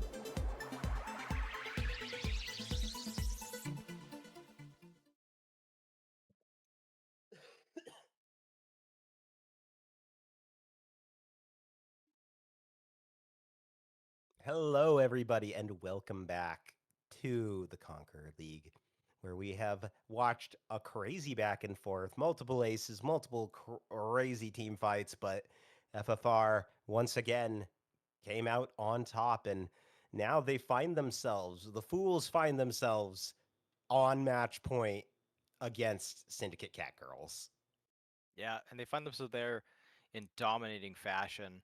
A couple of slip ups towards the end of last game, but for the most part, complete control. And Syndicate Catgirls coming into the series as a team with the better record. I don't think that this was the outcome many were expecting, but I do think my statement at the top of the night of whoever wins this series should probably be favored going all the way. I think that that's pretty reasonable, seeing as FFR running this series. If this is the team that teams are going to have to meet in the semifinals and finals, I would be quite nervous, as I expect to see the bans stay the same. Yeah, the Mbessa ban again from Catgirls, so that's off the table. We were talking about that on the in between games about how we really like if they pick Mbessa, they might be able to give Nubly a little bit of safety and agency in the lane, but they ban it themselves, so that's off the table. The Braum ban coming out from FFR. I think we saw that in game number 1 from them, correct? Yep. Yeah, so that's back on the table. The Aurora again for Catgirls, so that means that probably going to see some more of the same. The Zoe now for FFR, so a little change up there, which makes me think maybe they're putting the onus for the Smolder. Okay, Misfortune again. So Catgirls doesn't change anything up, but FFR changes up a little bit here. And I think it goes to what you had mentioned during the break, that Aquafelis has been the best performing member of Syndicate Catgirls throughout these games. The Mel performance last game was quite good despite it being in a losing effort. So further targeting that champ pool is a good strategy going forward. Smolder is the first pick, technically still a flex. Varus is selected in response. Now, for the majority of this year, Varus was the highest prio champion, and after a couple nerfs, it has fallen quite far down the ranks, but it's still very viable as Sylas grabbed up very early. I think that this is, it is flexible. I had to cast a Sylas support yesterday. That was awful. But it is one of those things where if this is mid lane, Aquafelis could be saying, you want to target my pool? All right, I'm going to go with something crazy aggressive and just completely run your game. The Viego and Renekton in response, though, show me that FFR are feeling fully confident right now. Yeah, some decent ults for Sylas, but nothing too crazy. The one downside to Sylas is picking him early is you never know if your opponents are going to take something that will be useful for you or not, as the Malphite coming through. I think they kind of wanted that more on the other side so he could take that, unless Nubly's going AP Malphite, but we'll have to see. So I kind of expected the Smolder, especially after the Zoe was banned. I'm like, oh, they're probably going to run Smolder here. I think it's strong here. I'm trying to think of how I am a little worried just about how much CC is on the side of Catgirls right now. You've got the unstoppable force from Malphite. You've got the chains of corruption from Varus. Sylas can steal some ults and drop something on you. Like there's like it kind of like the Sylas pick early. Well, like I said, it can be limiting for you if you're picking the Sylas because they might not pick things with good ults. It also limits the other team because now, like, oh, we know there's a Sylas. We have to be really careful with what we pick here because we don't want to give him something with good ults. And like that can really adjust their draft. Is the Veigar going to come through? Okay, I like that. I actually think Veigar is an interesting but very good pick here. Has a lot of ability to kind of prevent engages, especially with his cage. And the Rel, okay, interesting. I like what they're doing. It fills in the gaps they had in hard CC, and on the other side, Syndicate, I saw those two bans, the Enchanters coming through, and I said I'd be much less worried about Enchanters and more worried about Rakan into your two melee frontliners, now 3 with Rel. Rakan getting such easy access with the quickness. The Talia being grabbed last pick does do decent into Veigar. You never really are putting yourself at risk of being in the cage. Likely going to be Sylas jungle. We saw those buffs come in recently. Could also be Malphite jungle, has been turning up a bit this patch. The reason I popped off earlier in the draft is because I was like, oh, you pick Silas, now you don't have to ban Malphite, and then they swap it and go, oh, you pick Malphite, now you don't have to ban Silas because you got them both. And I do like their team comp here. I think they have a lot of ability to go forward with the Rakan, Silas, Malphite combo. The other team, at least the top side, really want to just fight in your face, but don't really have the tools to force that fight. And that's going to put them in vulnerable positions. I think the real deciding factor here is going to be the scaling from Vagar and Smolder. Are they able to hit their breakpoints? Are they able to come online? Otherwise, the amount of poke damage sitting behind those aggressive divers on the Syndicate Catgirls, the Varus and the Talia, that's going to be a lot of damage to get through in this mid game. Yeah, that's a lot of poke, a lot of damage, a lot of difficulty. But I'm also looking at the top side for the matchup. I think this, I'm not as. It's been a while since I've seen this matchup, Malphite into Renekton. I want to say that Renekton does very well still in the early game and actually kind of runs away with it a little bit. So I'm really nervous for Nubly. Like, you've put him in an even worse position for himself. And we've seen how these last couple games from Nitro have gone. And yeah, it's a Renekton. It's not like Set or Scion, but it's still an effective bruiser top that can, you give him a lead, he could make some huge plays. I mean, he can dash through multiple people here. So I'm a little nervous for the side of the Catgirls because I feel like this is like a sneaking suspicion this is gonna be more of the same. Now, this isn't pro level, so there's a lot more variance from game to game from players than you'd see there, but I don't know. Nitro just seems locked in right now. And like you said, yeah, it's going to suck a little bit more in the early game and mid and bot for FFR, but once Smolder's fully stacked, once, Albino Sunbear's gotten a couple, gets over 150 farm or so on this Vagar, it's going to really hurt to deal with them, and they could easily get out of control in this game. And I don't know if they have the itemization capability to go around it. Like, Malphite's not someone who really builds quite as much. Like, he gets tanky, but usually, he's kind of focusing on that armor. Like, will he be able to get enough MR for this Vagar, especially with these 3 AD champions around, kind of built up around his team? And the Smolder too gets a lot of damage coming out too, especially with that execute. Could be a problem. So I don't know. I feel like Catgirls has a good comp, but at the same time, I have concerns based on how we've seen the previous games go about how this could end up. Yeah, I'm mainly worried about Renekton into Malphite. Again, this is where it kind of pays off, knowing all of these matchups or knowing all of these kits. Is Renekton has armor shred built into the kit. That slice and dice is going to mitigate some early armor buys from the Malphite. So that cloth armor he goes back and gets is not going to matter. It's going to be immediately mitigated as a frightening foresight is, oh my god! Well, we get right into the game, and immediately it's already a first blood. We didn't even get to say anything because it popped up with the first blood, but it went the way of Solo Mason. FFR decided they don't want to wait around this time. They just really want to force the issue, and it pays off. It pays off in spades. And it goes on to Solo Mason as well, the Smolder, who needs to scale throughout the early game, getting that extra 300 gold in their pocket, going to go so far. And as we move in, taking a look at the summoner spells, you see how well FFR are focusing on that win condition. Double supportive summoner spells in this bottom side. Barrier for Smolder, heal for Rel, has the Guardian to keep themselves safe. If they had taken the they took the Aftershock.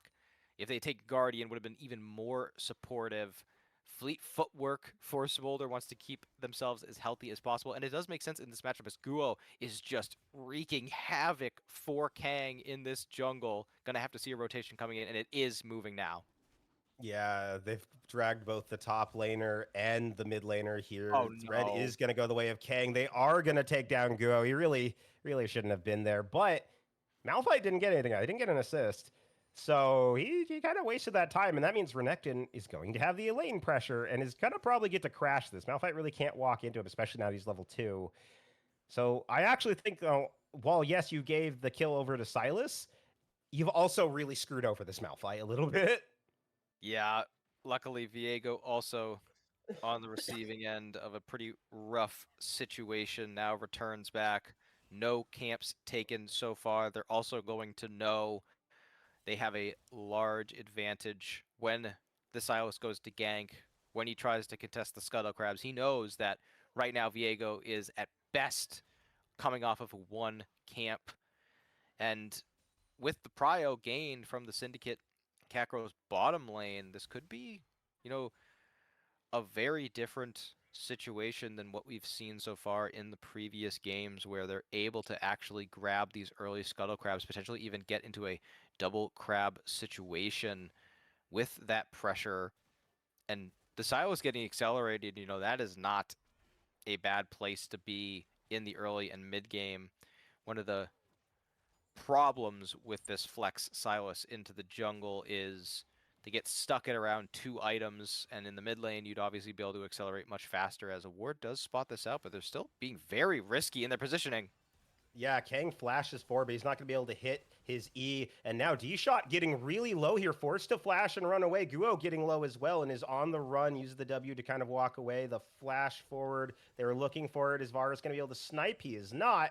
Barrier was blown by Solo Mason, so a lot of sums burned. No one dies. And honestly, I think that's the best you can hope for in this kind of situation. But they did get 2 flashes out of the side uh, Uh-oh. of Syndicate. Uh-oh, Solo That's Mason. so close. Oh, and oh no, what a pause. Maj going to take a turret shot for sure here, but at the same time, not having enough damage to get that kill with that blighted quiver WQ combination. And as we take a brief look at the rest of the game states, Talia didn't end up losing that much by rotating away from the mid lane. And I think the jungle, that 3v3 really hurts Gyu going forward because it might not seem like a lot because Silas also wasn't farming, but we're 4 minutes into the game and none of Viego's top camps have been touched. That's an extra 2 minutes where those camps are not being cycled, they are not leveling up. That is going to be a permanent disadvantage for Viego as this game continues. And we talked about it during the break. We talked about it a little bit in the draft. The only minor weak point that FFR have shown throughout the series is some of Gyu's decision making on that Jarvan last game. Had a couple really dangerous situations they put the team in. So now you're on a Viego, a very risky champion. You're behind already against a Silas champ that has sustain early, has the ability to be very mobile, get in and out of these lane ganks. You're going to be more useful in these objective fights because Silas just has more safe damage, more long range abilities as we are in now the riot pause, spectate delay. Looks like everyone was able to live in that bottom lane. Yep, everyone just walks on out, and that's fine. Um, it is a CS, pretty big CS lead right now for the Catgirls in the bottom lane. But this top side, we were talking about it earlier. Nubly, while all these advantages have been built up for Kang, they've set Guo behind. Guo has been really struggling, and we've seen, hasn't been able to make this other play happen in that 3v3 fight. Nubly has managed to get a bit of that CS back, but is still, we still have concerns about him. We've seen how he's been doing. Look at that. Look at that damage. So much just from Nitro already with just a Doran's Blade. Like we were talking about, we're really concerned about how this top lane's going to go. And yeah, setting Google behind is very, very good for the side of Catgirls, but what happens if they try a gank top and Nitro gets a double or something off of it? Now Kang's behind again with Guo, and it nullifies a lot of that. So I feel like they need to be very careful with how they navigate this Renekton. And so far, he seems to just kind of be continuing where he's been left. He left off in the last game, and that's a little worrying in my eyes for the Catgirls. As well as the fact that we have not seen Nitro Dax utilize their leads in either of the two previous games to split push. There was a point in game one where the game was already over and Sion was pushing bot while the rest of his team was winning a team fight mid lane. But other than that, been mostly grouping to use their advantage in team fights.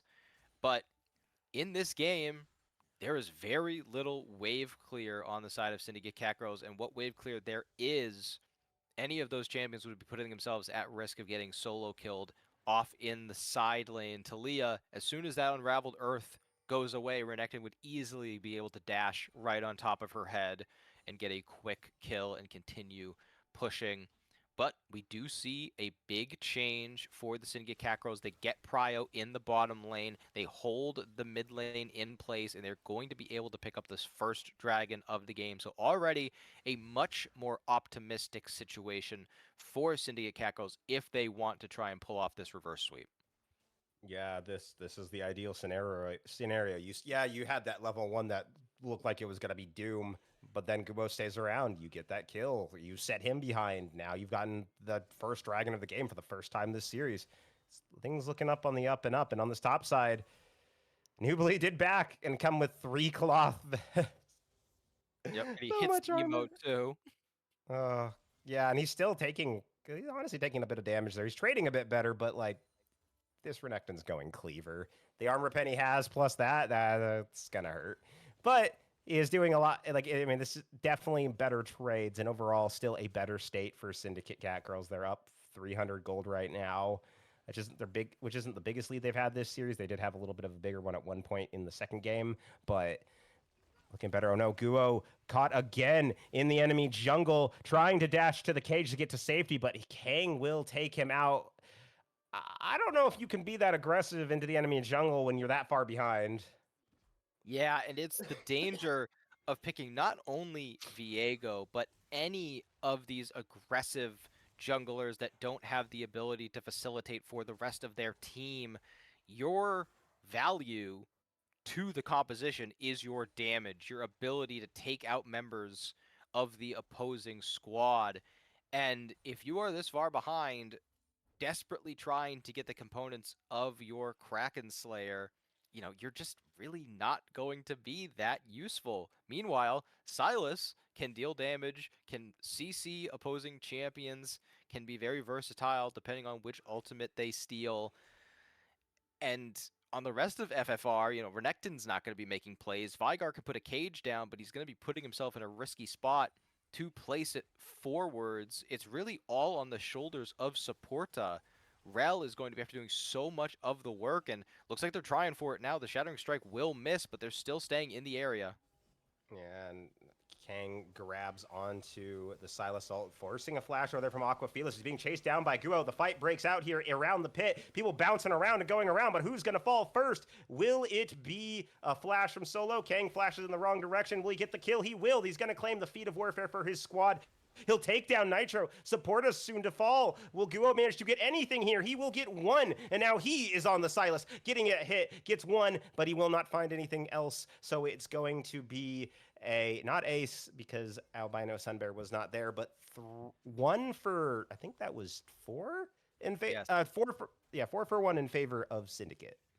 Yeah, and huge shout outs to Kang Heron in that fight, actually picking up all but one of those kills. Stayed alive for so long, were able to execute Solo Mason as they were walking off. Did get taken down in the end by Guo, but I mean, just really good positioning by Maj is what was able to finish off that fight. Nitrodax was right in between three members dealing so much damage with the Dominus, with the Cull of the Meek, but despite being able to stay alive for so long, we're not able to put out enough damage to take any of the members down.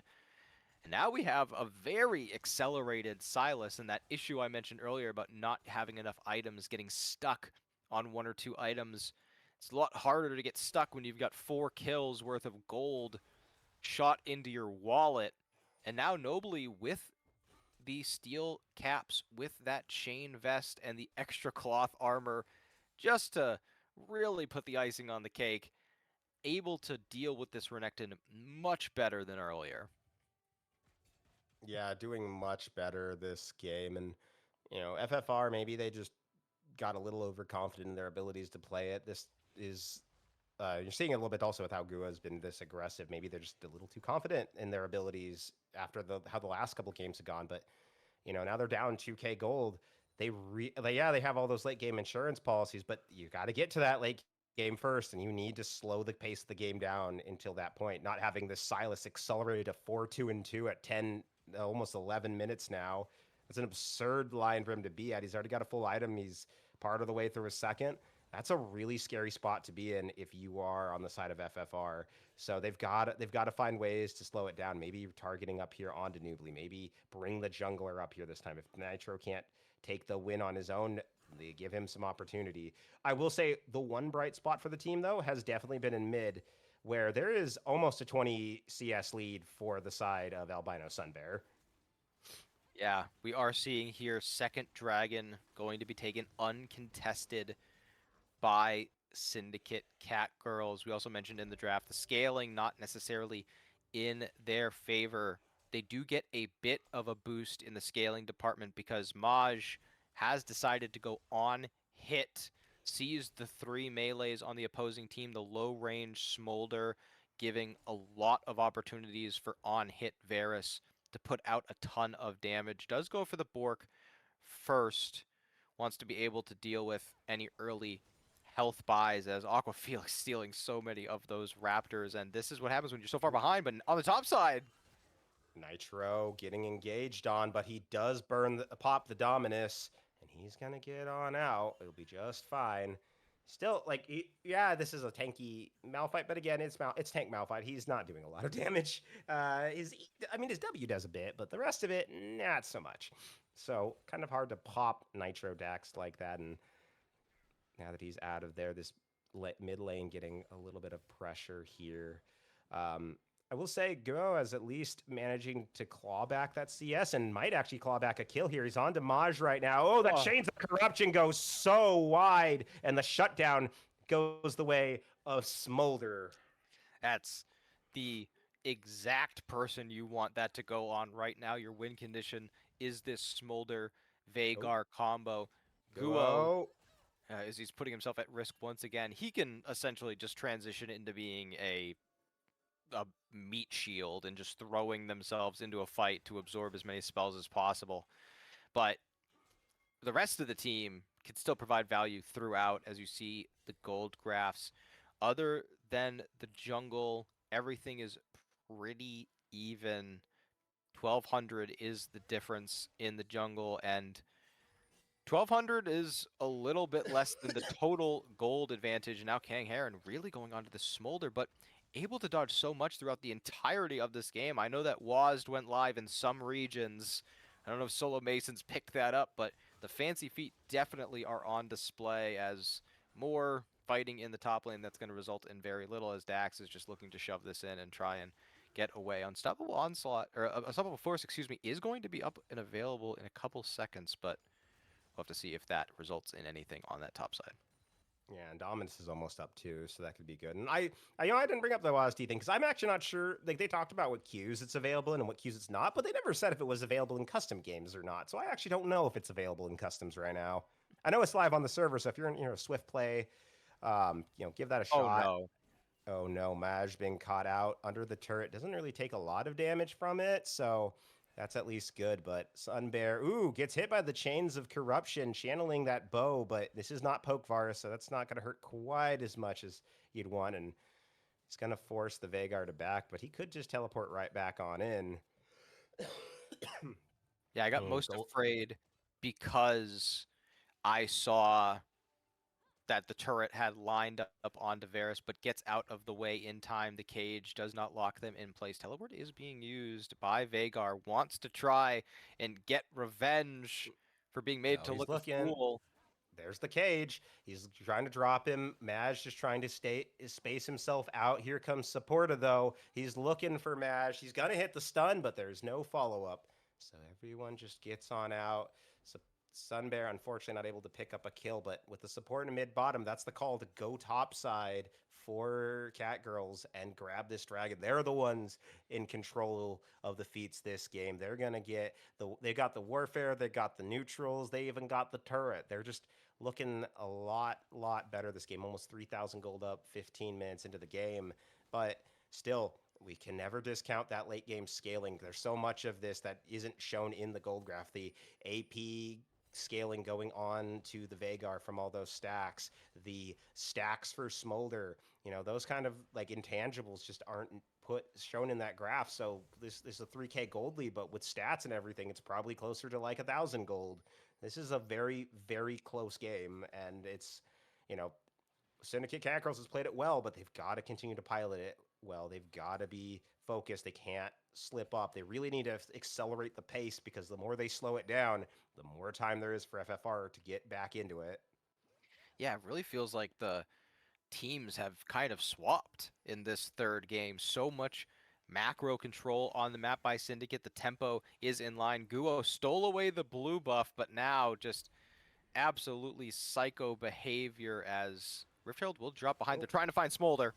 yeah, they're trying to get onto this Smolder. They do find him. Maj gets that kill. They're going to take the turret too. Supporta on the run, trying to run away. The Silas stealing the Rel ultimate. It's going to be a double going the way of Maj. Albino Sunbear drops the barrier to prevent them from going further to try to get this turret. It is getting low. There's no minions. So they're just going to try to just brute force it down. But without those minions there, it's a lot of low damage. And Albino Sunbear, oh, he's looking to trap him. He gets the flash out of Aquafelis. And now Guo might be able to find another kill for himself. But no, he's going to back off.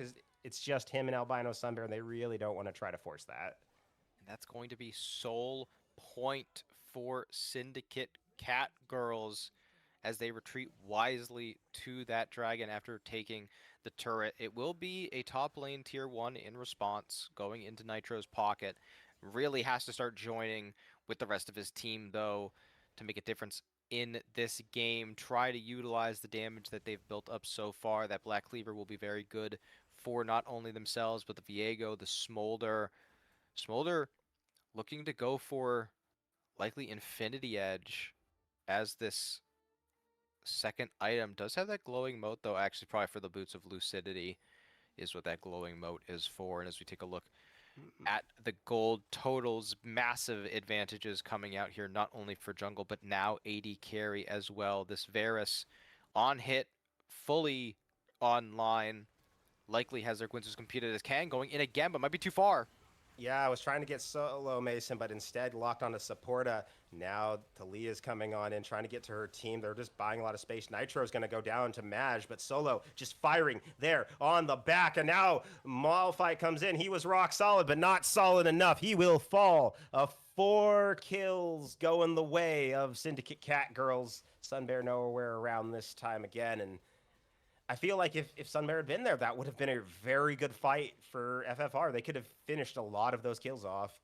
Yeah, they all got so low, but the sustain that is across this team, from the Bork healing to the Silas getting so much health back on that Kingslayer ability, they just aren't able to actually get anyone dead. And D-Short D-Shot, excuse me, showing off why this Rakan pick is so good. Goes in deep, gets multiple knockups. You'd think that that would be at the cost of their life, but they're able to use the second charge of Battle Dance to just dash right out of there, get out of harm's way, and could have been a quadra for Solo Mason had there not been so much sustain on the side of Syndicate Catgirls. And now sitting at Soul Point, having the push in every single lane.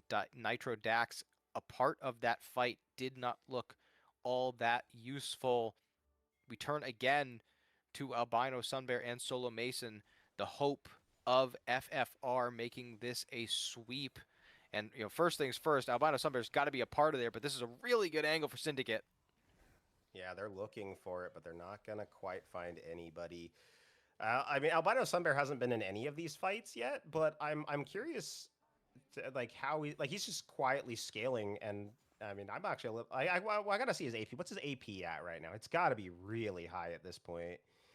Him, I really need. Oh, hang on, we saw that there. 189 on his stacks. Okay, he's got 411 AP.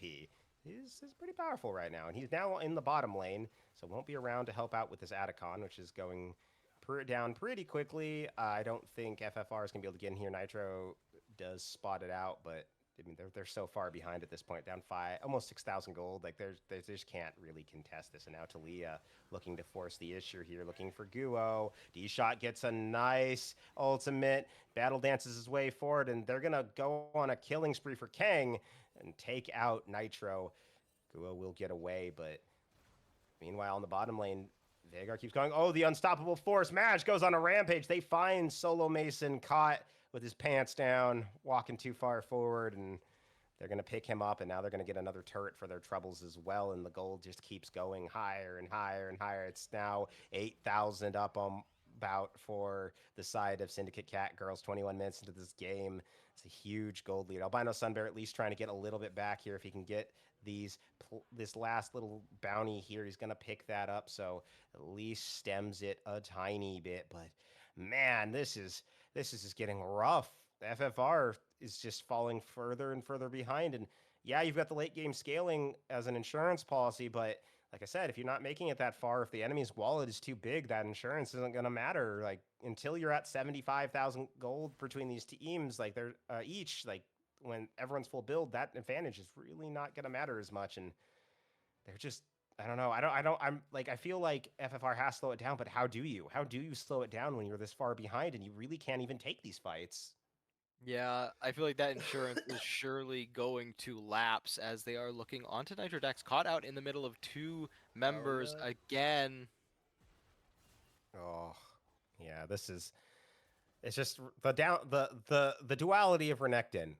Renekton can be great, but Renekton also can really struggle if he's not ahead in the early game or has an easy team to just shred through. This is a very beefy team. It's hard to get through all of this. Yeah, I was going to say only real option for FFR is finding a pick to try and equalize the map state, but instead it is Syndicate Catgirls who find said pick, grab themselves an Ocean Soul, and that's only going to make things more difficult, damn near impossible for FFR. The closest team fight they've had all game, they had multiple members down below 500 HP, but the sustain on those members kept them alive. And now, with that Ocean Soul, the healing during these fights, it's going to be so impossible to actually get any of them dead. And that's Viego's entire kit is built around killing enemy champions.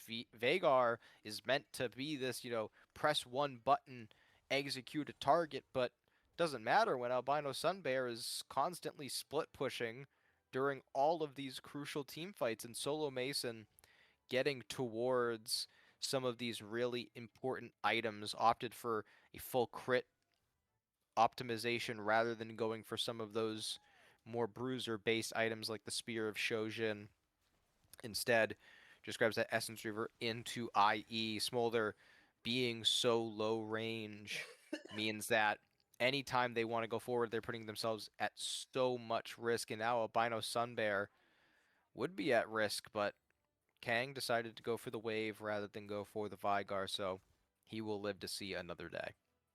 Also, I want to point out that Smolder got a executioner's calling. I was actually going to say, like, I know it's like not ideal, but it really is useful, and they really need it for the Ocean Soul and the healing on Silas. Like they really need that anti heal. So good to get that on the board. I don't know what Smolder stacks are at. It's got to be getting close to the 225 mark. That will be a big point. Oh, Guo spot. I don't even know how he got over there, but now he's in the way of Kang. He's gonna ult to get over the wall, and he's still running. Forced a flash. We saw the flash come out of Kang as well, and he is still going. Guo's just on the run. A flash out from D-Shot. He wants this kill now too. There's the quickening. Guo on the run. Uses the W. Gets chained up, though. The unstoppable force. Just everything in the kitchen sink is thrown at him, and he finally goes down. But not in the direction you want to go. You kind of want to run the other way so you can at least draw the enemy team away from your base. But yeah, they're coming up in this direction. And actually, they're going to go up towards the Baron. There's no jungler for 28 seconds on the side of FFR. And now down a whole member. They definitely cannot take this fight.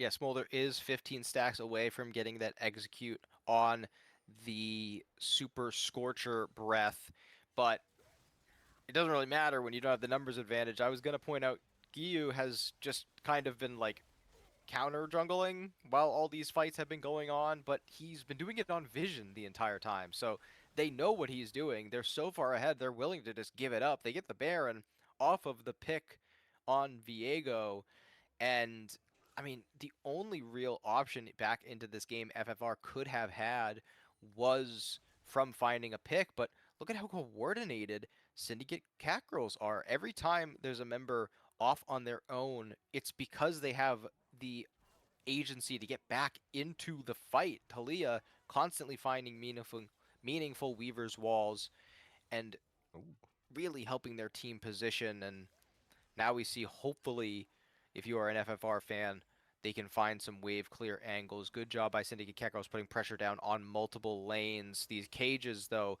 really providing a ton of breathing room for the Fool's 5 Royals, as you getting very aggressive to clear out some of this vision. Mid-team turret will go down, so at least something for this Baron buff at the moment. And now D-Shot gets hit with that Shattering Sight, but he's got so much mobility, you don't really want to fully commit to any of these targets. Yeah, there's just the damage is starting to come online though for FFR, but Guo being caught again. Aquafila's gonna pick that kill up, and now it's a 5v4 and the base inhibitor teleport's coming in. I think they're gonna try and end this here. They want this first game. Oh, Albino Sunbear gets caught. Kang forced the flash out from him, but Smolder goes down. They're going to take the Rel. They're going to take the Veigar. And now it's just Nitro versus the world. A triple kill for the Sylas. Can Nitro even stop this? I don't think so. He cannot. He goes down. And ladies and gentlemen, we have a series on our hand. Catgirls has taken game number 3 and sees themselves at 1-2. Kangirl says, Nitro, I will see your Quadra and match it with one of my own. And I really just think Syndicate, I don't feel as though the draft philosophy was drastically different. It just feels like things started to click. They recognized patterns from these first 2 games. They saw that Jiu was prone to getting caught out, prone to making mistakes. They lucked into a matchup where, I mean, Viego from behind is very useless, as you saw.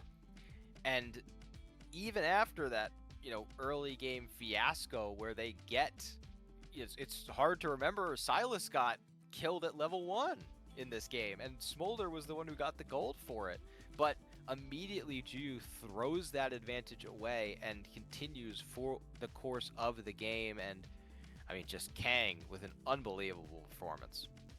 Yeah, fantastic from Kang, and he just kept getting caught and caught. We saw it there at the end. He just walked up into Talia. Team's not even around. Just pays with his life for it.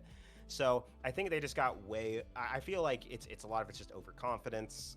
You look so good in those first 2 games. You had a pretty solid showing in the last one, but I think they relied too much on Nitro to be the carry, and the Renekton just unfortunately was not able to get it. The Malphite managed to just keep things even and not bleed. And apparently that was the solution. We asked what solutions they had, put them on something safe like that.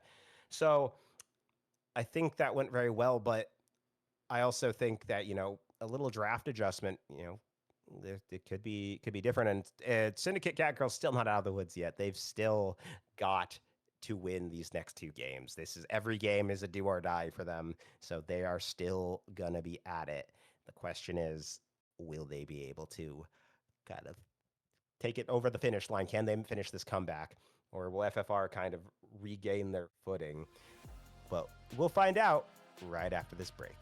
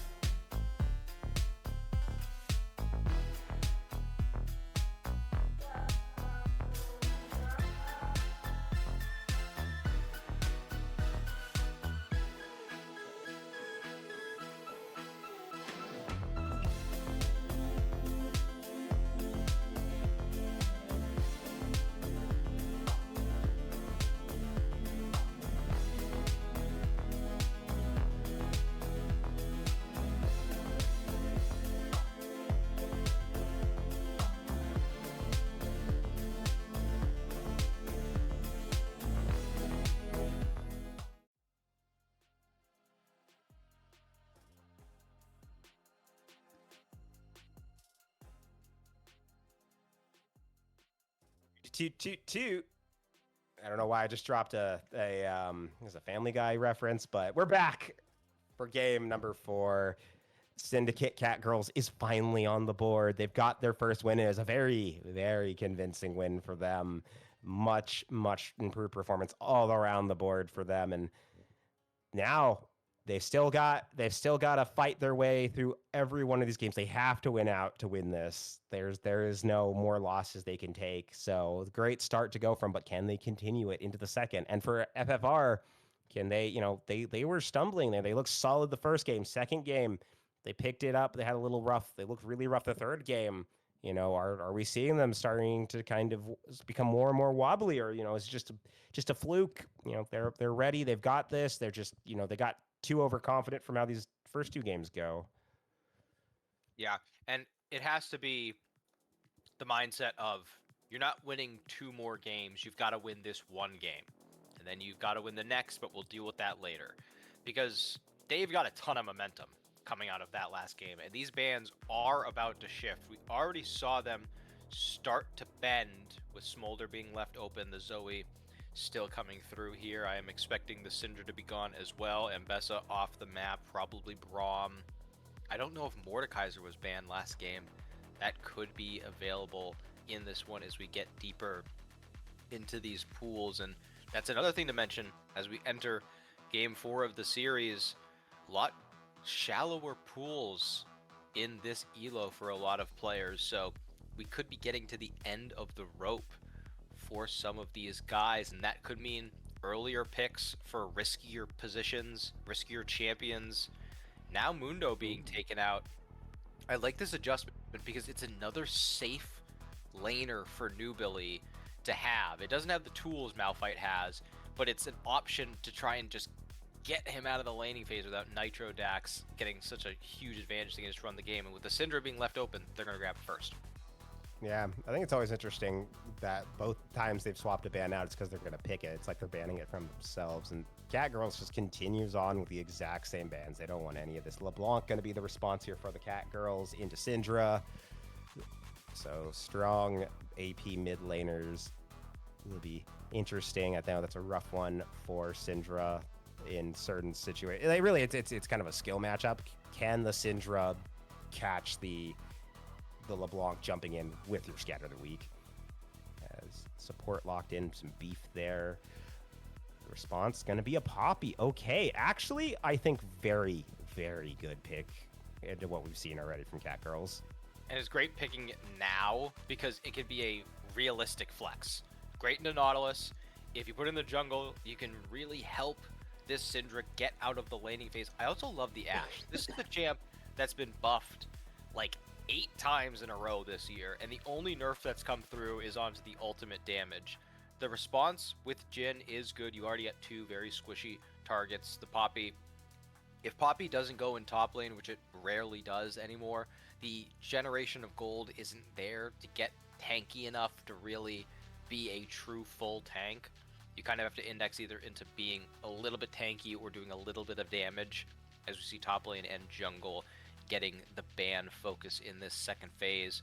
But I really do love this Ashe pick. I think that with the ability to go for some cheaper items because of the different crit interaction, you can start putting out a ton. And with them changing the way her Q volley stacks up, she could become viable much earlier in the game, as I believe Catgirl's probably going to want to grab a jungler here and leave top lane for that last pick. Never mind, Urgot is coming through from Nubly. This should be fun. Okay, Urgot, interesting. I think it's a good pick. Aggressive. I like it. I think this is a good pick. I saw people calling in the chat the first game, why Alawi when you could pick Urgot? So there's the reason they're saving it for here. The Rek'Sai coming out there for Guo, something that, hey, if he goes too far, at least he has a way out. And a Cho'Gath. Okay, so we're running a Void on the top half, and I like this actually a lot. Yeah, and it does mean it is going to be support Poppy, which is fine. I mean, we saw it in the World Championships, did very well. Lilia coming through, a pretty strong champion right now with how good the mask items are, and will synergize pretty well if they go for the MR shredding mask item, which name escapes me at the moment, will help LeBlanc out very much. Bloodletter's Curse is the name of the item. Oh, And Bloodletters, yes. will help LeBlanc out, make them able to pop one of these targets much easier. Seeing Rek'Sai jungle, it just makes me nostalgic. When I started watching League, and it was like a year after this champ released, or a year after I started watching this champ released, and it was just every single game was Rek'Sai Prio, and I still think it's quite strong. You're able to get around the jungle very quickly. You're able to affect the map at a very early level. You have a ton of damage in these fights, but you also can sustain within the fight. I just really like the champ, and I do miss the old ultimate a little bit. Yeah, that was a very powerful ultimate, though, to be fair. Free teleport, basically, as long as you had the portal. I remember my first days of watching League. It was all Lee Sin, and it was Lee Sin, Nidali, and who was the last? Elise. Yep. I remember when Elise came out. I remember trying her mid lane. I remember not liking that first. But the comps, the comps. What are your thoughts on them? I love what FFR have. I think it is an extremely straightforward composition where you've got two great options. You either front to back or you find a pick. You have the tools to do either. Cho'Gath lands a Rupture. If you find an Enchanted Crystal Arrow or a Scatter the Weak, you have the tools to just eliminate that single target. Or if you can't find that pick, you just send either Poppy or Cho'Gath to face check, and then Ashe and Syndra just take down the first target you see. Whereas on the other side, you've got to get creative. Jhin has to utilize that long range. Not a ton of dive on FFR except for maybe Rek'Sai to get past the front line. Nautilus has got to find a lot of CC and lockdown. Not LeBlanc has to be careful because of that steadfast presence on the Poppy. Lilia is going to have to maneuver through the entire fight. Urgot really doesn't have a way to get past that front line, so going to have to get an advantage to itemize against the Cho'Gath and the Poppy, the Rek'Sai. This is going to have to be all execution from the side of Syndicate. Yeah, and that's going to be hard. Like that. I always worry when a team's thing is execution as opposed to just playing your comp, and that's a little worry for me. Is there's a lot of ways that can go wrong if you don't play perfectly. So gotta be very very vigilant. I think the Poppy pick is incredibly powerful. It stops four of them from really being able to go in when they want to, even if they get a sleep. If Poppy hits the W before the sleep hits, it can really stop the follow up from that. LeBlanc can't jump in, Urgot can't dash in, Nautilus can't hook in. So good. I think it's just a good draft. My one concern is the top lane in early game, and that's just mostly because I feel like Urgot does have the advantage on the Cho'Gath, at least in like early skirmishes. But Cho'Gath is going to scale. It's going to become a very big problem, and also a lot of very squishy members on the side of Syndicate Catgirls, and they don't really have the DPS to deal with the tank. So if that Cho'Gath gets really tanky, it's gonna be hard to get through it. Like Jhin has high damage, but not DPS. Like that's the hard part of it. Also, a lot of Catgirls is very melee focused. Like mid top jungle, like they all have to be in melee range almost to be really like getting their spells off. So that just puts them closer to Cho'Gath to be able to silence them and knock them up and eat them. So I think, yeah, like you said, it's going to take execution. It's going to be about playing this really well. And it's going to be about making sure they don't get caught out, as we do not see, as we get onto the Rift, an early level 1, at least so far. Pretty standard start from FFR, Catgirls, everyone just walks down to mid lane. The And Summoner's that's rough. Rift, or is this ARAM? Yeah. Everyone is running down there, know where they want to go. And another thing I want to point out as we're just having this quick moment at the beginning of the game is I feel like people realize how strong Poppy is a bit too late into the meta. Feels very similar to Jarvan, where early in the year it was clear that 80 bruiser junglers were going to be the best in the meta based on all of the objectives. You need to be able to fight throughout the entirety of the game.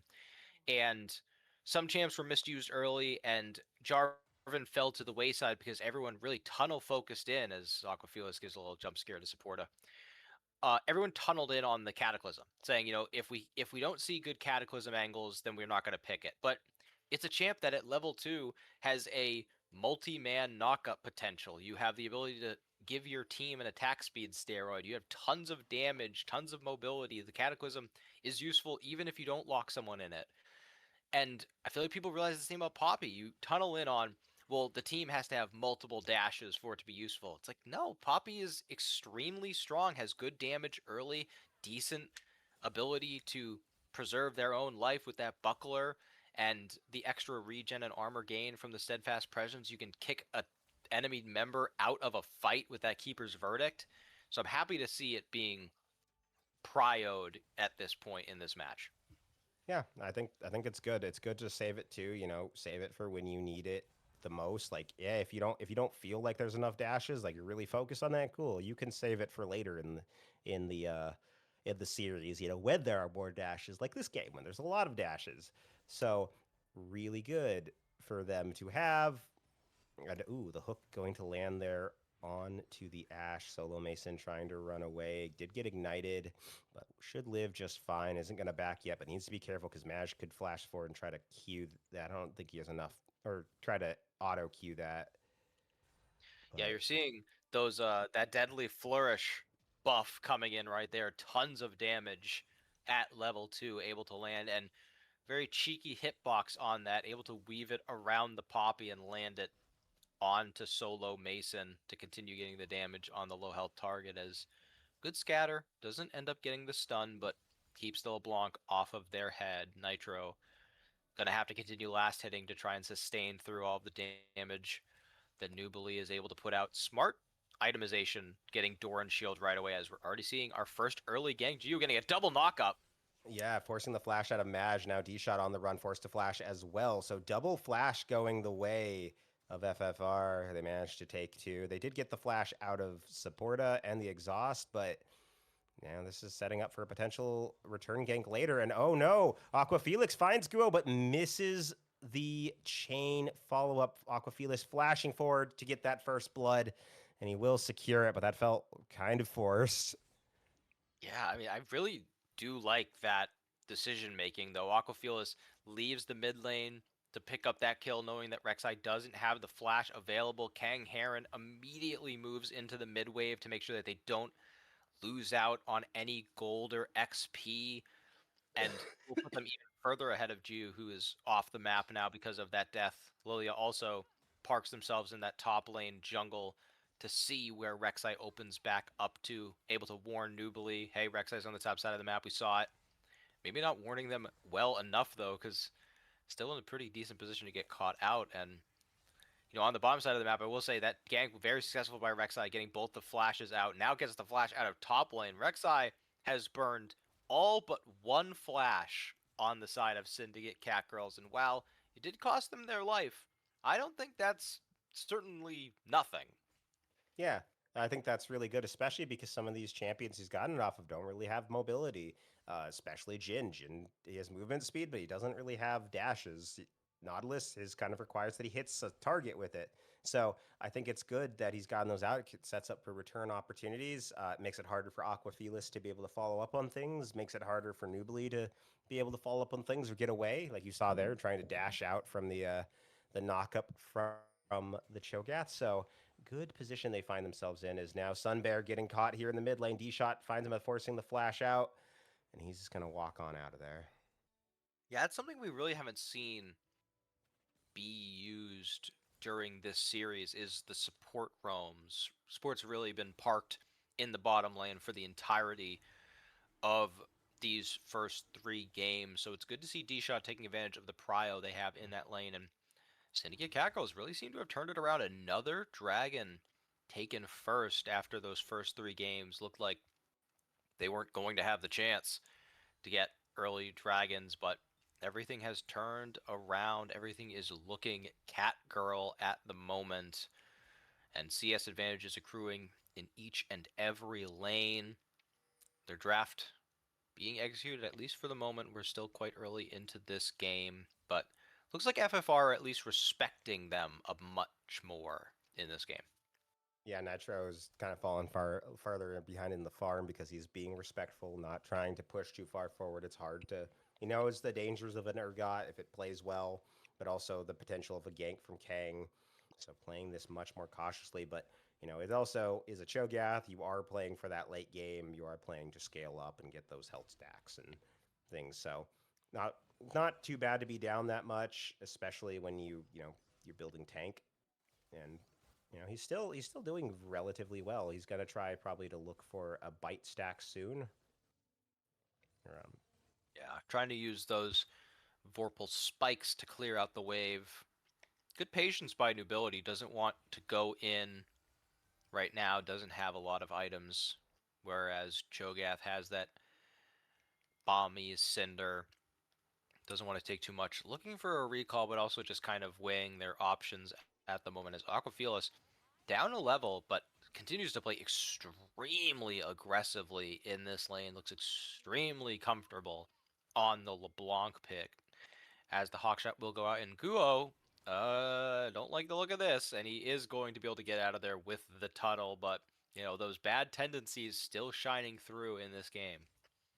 yeah, at least they gave him something to help with the bad tendency, something that lets him get away. That always helps. So he does get away. He is fine. It also did drag that Nautilus up here, who now, the other supports running up, supporters decided to come up this way as well. And now they're pushing into the jungle. Okay, so this could be really rough for Guo. If he gets caught right here, he's going to have to tunnel over the wall. He isn't going to lose any camps. He did manage to get the Krug or the Gromp before they got there, so everything should be fine, but that's a lot of vision now on that side of the jungle. Yeah, and the problem is with these Void Grubs being started, you've got Cho'Gath, you've got Smite on Rek'Sai, so very easy for them to contest this Oh, objective. the Supporter Ash is Arrow. here. It is going to be good. Fighting. Oh! Yeah, it gets hit. Yeah, they managed to land it on to Kang. Can they finish him off? The ult coming through from the Rex side, a dodge, and they pick up the first kill of the fight. Now, can they get any more? Nitro gonna just gnaw him on Nubily, eat him up, get that juicy health for himself, and that was beautiful. I don't know if you heard me call that. I saw, ooh, arrow flying. Great arrow from Solo Mason. That was an excellent arrow, and as we were speaking about the NBA, I'll say from a different area code, Solo Mason fires that across the map. I'm trying to think now if Mason Plumlee used to play in the NBA. Maybe that's who we're seeing here today. Who knows? I know I they're don't not know, playing anymore. maybe it's just he changed the letters in his name to Mason. Really, this is just Steph Curry here Oh, in could be. downtown. Could be. I mean, Yeah, they this is they don't have a game tonight, so they could be yeah. playing. As you're seeing on the map, a lot of these CS deficits have now been neutralized.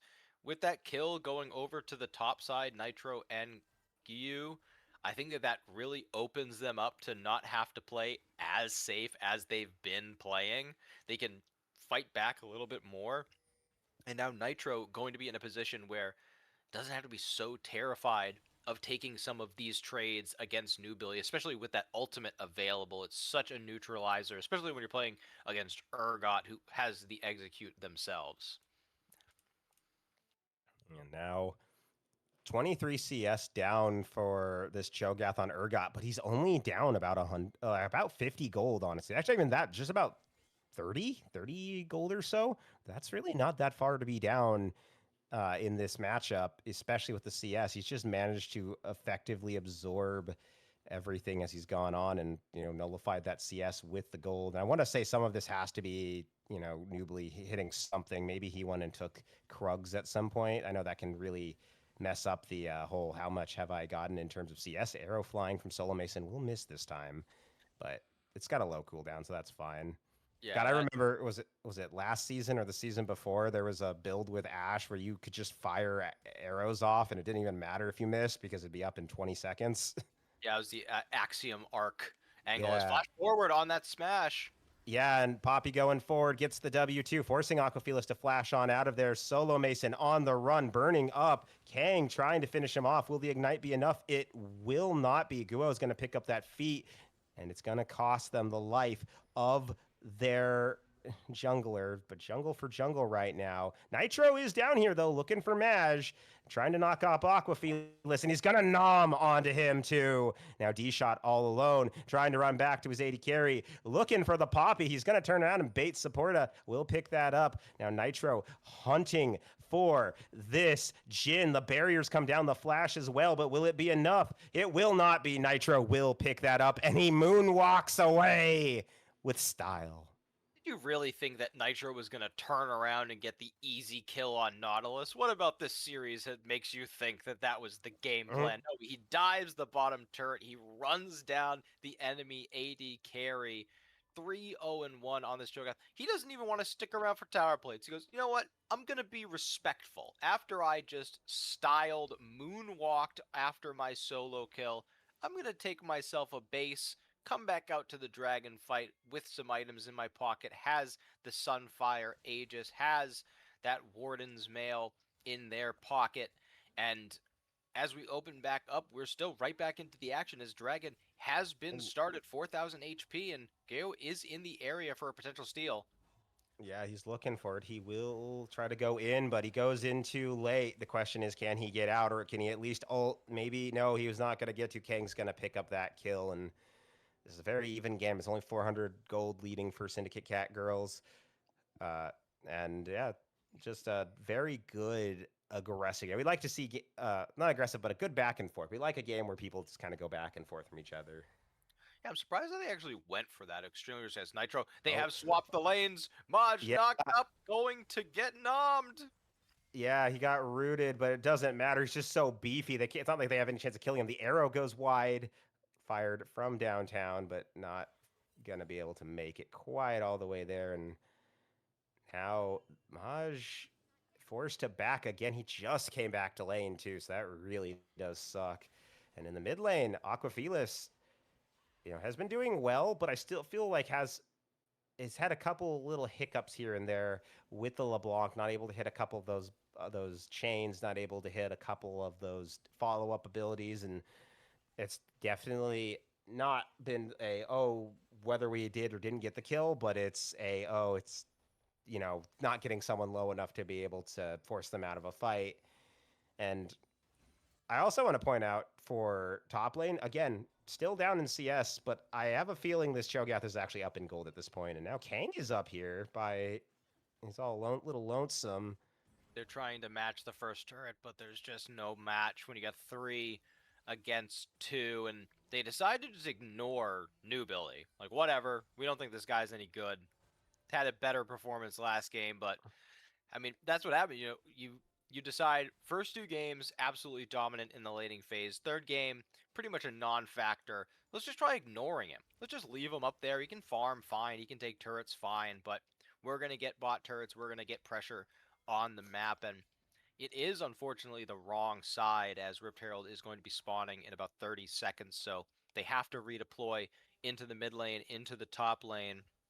But this does provide a lane for Syndra to safely farm in without Aquafelis's LeBlanc constantly dashing in their face over and over and over again. And I do feel like the matchup is a little bit more even than it has been portrayed as. If Syndra maybe had a full item, that last unleashed power could have maybe hit execute range and gotten the kill onto LeBlanc. But Okay, so there is a little gold lead still in the top lane just with that Cole finishing up there. It's basically all the gold for Urgot, but he just finished his first item. Meanwhile, Cho'Gath, Nitro, I don't think is backed since he got that turret, or hasn't bought anything since then. So I actually think he's pretty close to another item. Herald going to be the target here for FFR. The neutral objectives, the last of the feats for anyone to fight over for this feat. So I think the warfare went the way of Syndicate. The objective went the way of FFR with that first turret. Now it's going to come down to who can get this next dragon. I think is really going to be it. The dragon will determine who already come through for FFR, the upgraded boots in Oh, Showbear's inventory. I did not see it. Everyone else has got paper bags on their feet until now, so don't blame it at all. Yeah. I'm Okay. I'm interested in the strategy as everyone's boots now come out, so they see that they Everyone got the got the buff. boots.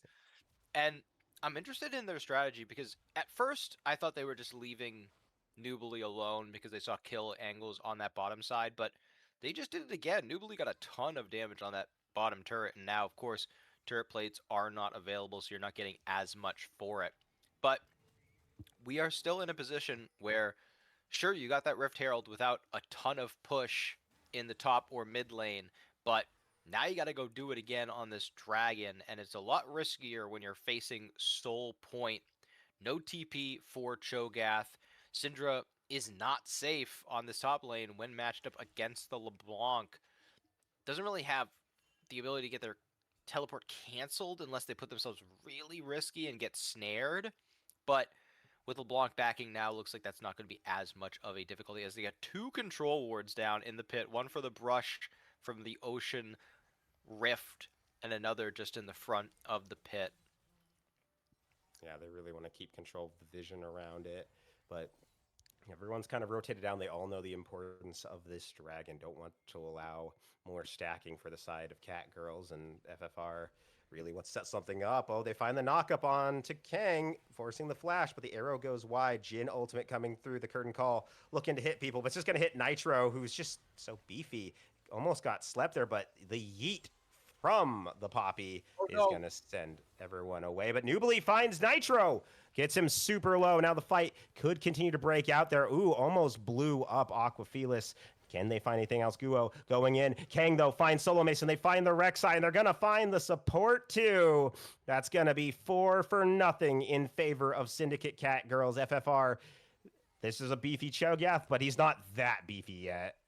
Yeah, put himself in such a bad position to continuously get CC'd, get locked down, and instead of being able to use all of these great abilities to win the team fight, they're forced to use them to try and save Nitro Dax's life. That means that even though they had some good angles, put some good damage down in that fight, especially Syndra and Ashe, able to hit a lot of targets in that very confined area, not able to turn it into a dragon, now facing Soul Point for the rest of the game. Not being able to fight on your terms is really hindering when this mid tower is sitting there so low. You're just not able to push this lane out far enough to give yourselves that security on any of these objectives. And as we look at the items, LeBlanc doing so much without even having picked up many items yet. Urgot grabbing that hull breaker, recognizing that FFR are giving him a ton of opportunities to split push. So might as well take full advantage of that, become even more efficient on those side waves. Has 2 side lane tier 2s to pick up, as going to grab this mid turret with those grubs, 2 grubs as an objective bounty as well. So bit of a minor victory here for FFR, as you know, it would be, at least in my opinion, pretty damaging to the mental to go from 2 near perfect smashes to 2 losses the other way heading into match point game 5 in a series that really should have been a sweep. Yeah, it just feels like they're just getting more and more often. It feels more like Catgirls just needed the time to wake up and warm up. And the, I mean, they're Catgirls. Maybe they have 9 lives. Every time they die in a game, they come back and learn from it and evolve. And I mean, they're just looking better and better every single one of these games. But it's still a close game. It's only It's 3,000 gold, but it's still the closest it's been at 20 minutes this entire series. So it could go in either way, and there's still a lot of potential here. Easy potential for this game to swing. Guo gonna spot the death push out. All 3 people sitting in it, the power of their X IQ and the vision it provides.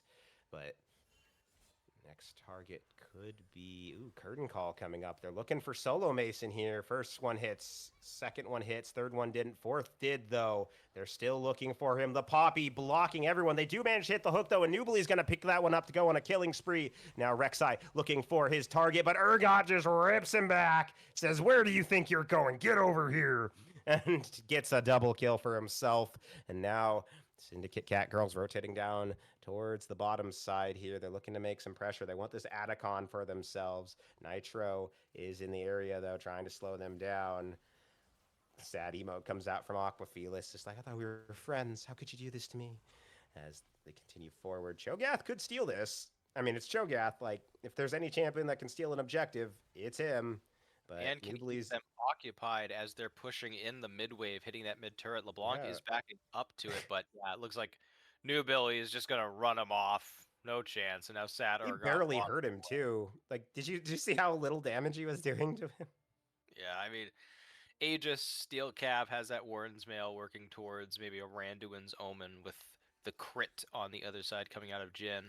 And I feel like Jin has just kind of been an alt bot so far, only has the Yumus now working towards a Mortal Remind, or excuse me, a Lord Dominic's Regard. So we haven't even really seen the Jin damage does get their dash canceled Yeah, here, but a lot of damage getting put down. yeah, Nubly though probably not long for this world and gonna get taken out by the Ash. The ult did come through the Cho'Gath. He doesn't get the execute with it, but you still take out Nubly. You do like that. You want that extra gold, and you put it in the pocket of the Ash, who you do kind of need to start getting some kills and getting some gold into her. People often underestimate Ash isn't a hyper carry, but I'll be honest, Ash late game is a very good AD carry. Like the Q alone provides so much DPS capability, and the enhanced crit, like a slow damage on slows. Like people often underestimate how great Ash can be in the late game because she's not the Kog'Maw, she's not a Yunara, she's not a Caitlyn, but she still does a lot of damage, and brings that utility from the ultimate and the vision from the hawk shot. So good. I think the pick has a lot of potential, and getting that kill will be good. But they still have a long way to go. Still down about 4,000 gold, 22 minutes in. Dragon going to be up soon, and that's going to be Soul Ocean again for the side of Syndicate Catgirls if they manage to get this. Guo really needs to get farmed up, make sure he doesn't get caught out, and make sure that they are in position as the members are rotating down. Dragon is now up. They find Nitro Dax. He flashes away. He still gets rooted. They're still hunting for him. They're hooking him. They're bouncing him. They're really looking. They really want him dead. There goes the ultimate from Nautilus as well. They will find him, but do they have anything else left in the tank? Pop support to throw someone out to make it a 4v4, but now they lose one member, and now they lose another. So now it's a 2v5. Poppy forced to flash, running away, and it's going to be the Dragon secured for Catgirls. I don't think there's any potential for a steal here, and it's going to be Soul. It's going to be a massive gold lead for the Catgirls, and feels almost at this point like it's inevitable. Like we said, it was close, but with that Soul, I feel like this is almost over at this point. Yeah, another Ocean Soul for Syndicate Cat Girls. They do get the pick onto Nubly, but not able to turn it into enough dragon control to secure that objective. And this time it's Nitro getting caught out repeatedly rather than Guo, even though Guo does still been doing it themselves quite well. Uh, the only real shining light here are coming out of the mid lane, and despite Ash's KDA itemized very well, has about a 7k gold advantage, and Poppy, though, is just going to die to the Jin combination. And now, having that LDR has some crit in their pocket, able to cut through this dead man's plate, and really needed with the Cho'Gath being on this team. So difficult for Jin to kill any tanky champion, and we're moving now into Baron territory as it is spawning right now with all four of those dragons, with the Ocean Soul. It feels so impossible for the mostly burst damage FFR to really cut through these health bars. Going to have to be a lot of work from Solo Mason. Yeah, and I don't know if he's got it in him at this point to do it right now. Not in terms of his skill, but just the how far ahead Syndicate Catgirls is. It's now up to a 7,000 gold lead for them. And look, he barely can hurt D shot. Now they're looking with the curtain call. Can they find a target? They're gonna knock up Guo with the depth charge as well. They didn't find anything though, so two ultimates burned. To make that a third, they're gonna lock up Kang, and Kang will secure that kill, but Nitro is in the area, and now Supporta trying to duel him off on the side, trying to push the LeBlanc away. Well, Nitro's just dragging two people with him, and they might. No, they're not going to find Aquafelis. He's going to dash over the wall, so he's going to get away. The arrow gonna miss as well. Newbly gonna pick up Nitro. They're gonna also grab a double there by picking up the Syndra, and Poppy just boots them all to safety. They're gonna go take this Baron. And I think that it's take Baron back and just march it down the lane because I think this game is all but done and dusted at this point. Yeah, Supporta saying, "Hey, really great kills you guys got. Really impressed by that. Want a fast track to Baron here? I'll just knock you all the way back towards it." And I mean, just a complete collapse for FFR, going after the wrong LeBlanc clone, getting caught out in the mid lane again and again and again and again. And I mean, I thought for a moment that Guo was going to be okay after getting out, but the damage coming out of Lilia with the W, I went to look at the ability name, thinking like, oh, it'd be cool. And I'm like, oh, that's Watch Out Eep. But it did about 800 damage, so very eepy indeed. Able to just delete Guo at the tail end of that fight.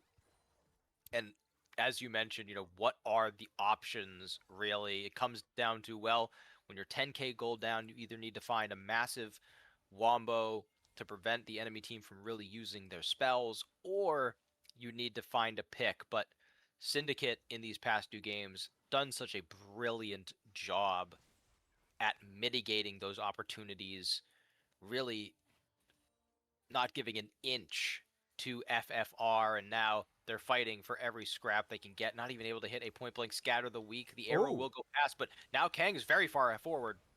yeah, the curtain call comes out. Ken goes golden, but Poppy there to stop any further engage through. They're going to get the shutdown, but what will it cost them? It cost them their jungler. It's costing them their support, and it's going to cost them their AD carry too. A double kill going the way of the LeBlanc. Nubly goes on a killing spree, and 4v2 here in the mid lane. But if there's anyone you want there, it's that Cho'Gath to try to body block. He's unfortunately unable to. They're just so powerful right now on the side of Syndicate Catgirls.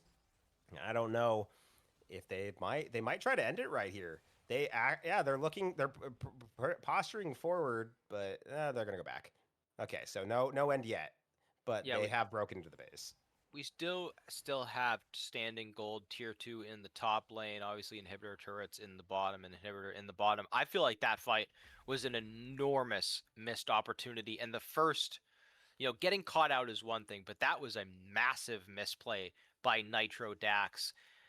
Solo Mason saw all four members of the enemy team stacked up, has Ranger's Focus stacked, that Q ability, has the Runan's Hurricane, could have put out so much damage alongside the Syndra. They were all stacked right on top of each other. The AoE that would have come out could have been devastating, but Nitro Dax is sitting as far back as possible at full HP, not able to frontline for his team. And now the Lilting Lullaby forces Flash out of Solo Mason.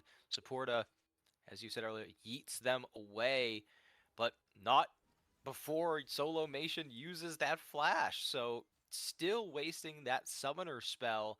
And with Elder Dragon coming up rapidly, they're going to have to make some very quick decisions. Who's going to match Urgot in the side lane, or are we just going to let him push down our entire base? How are we going to set up for this Elder Dragon? Are we going to fight? Are we going to look for the steal angle? Are we going to look to rush it? But their options are dwindling as Syndicate are just going to say, well, you want that Elder Dragon, we're just going to push your base in. Yeah, and Nitro just backed, so it's not like there's gonna have to be the one to deal with this Urgot. The arrow's gonna land onto Kang, but Nguo goes in, but I don't think he has enough. He's bounced around, doesn't get to use the ultimate, and so he will go down. Kang picks up that kill. Teleport comes in from Nubly. Supporta probably gonna be the next to fall if they're not careful. Nitro is here, and he's gonna buy space, body blocking for his team. But just like the first time we saw it, it's going to cost him his life. It also cost the Poppy. It's going to cost the Ashe. And it might also cost the Syndra and the game. Kang not able to finish off Albino Sunbear, but with four members down, the turret's gone, the inhibitor's gone. It's just the Nexus turret. It's five members of Syndicate Catgirls alive, and they root up Albino Sunbear. They get the ace, and they're going to take game number 4. We're going all the way. Ramp up the silver scrapes. Get yourself a bowl of popcorn. It's time for game number 5. I mean, we really shouldn't have expected any less. The team's name is Fools 5 Royals. So I guess we were the fools for thinking that this was going to be a clean 3-0 sweep. We're at 5 games now, and the resilience shown by the Syndicate Catgirls really finding their mojo, getting in sync. Nubly having a great performance, not only in the lane, but throughout the course of the game, completely flipping what we've seen up to this point on its head. And I look back and I'm like, I don't really know if FFR are going to be able to recover mentally. Now, a lot of potential reverse sweeps happen. They happen more frequently than people think. And this last game is not a guarantee to go to the team that is on the 2-match winning streak. So we still have this game 5 coming up with 40 champions, Fearless Band, obviously the 5 bands for each team once again. I think we're probably going to see the same strategy out of FFR, where they're going to avoid a ban to try and secure themselves a strong champion. Yeah, and I feel like FFR, I really want to see them put Nitro Dax back on something with more agency. Like, I feel like they went, oh, Cho'Gath stacks just like Sion. I'm like, yeah, but Sion has more agency because he can actually he's actually can take the fights, and also he can rotate around the map because of his ultimate.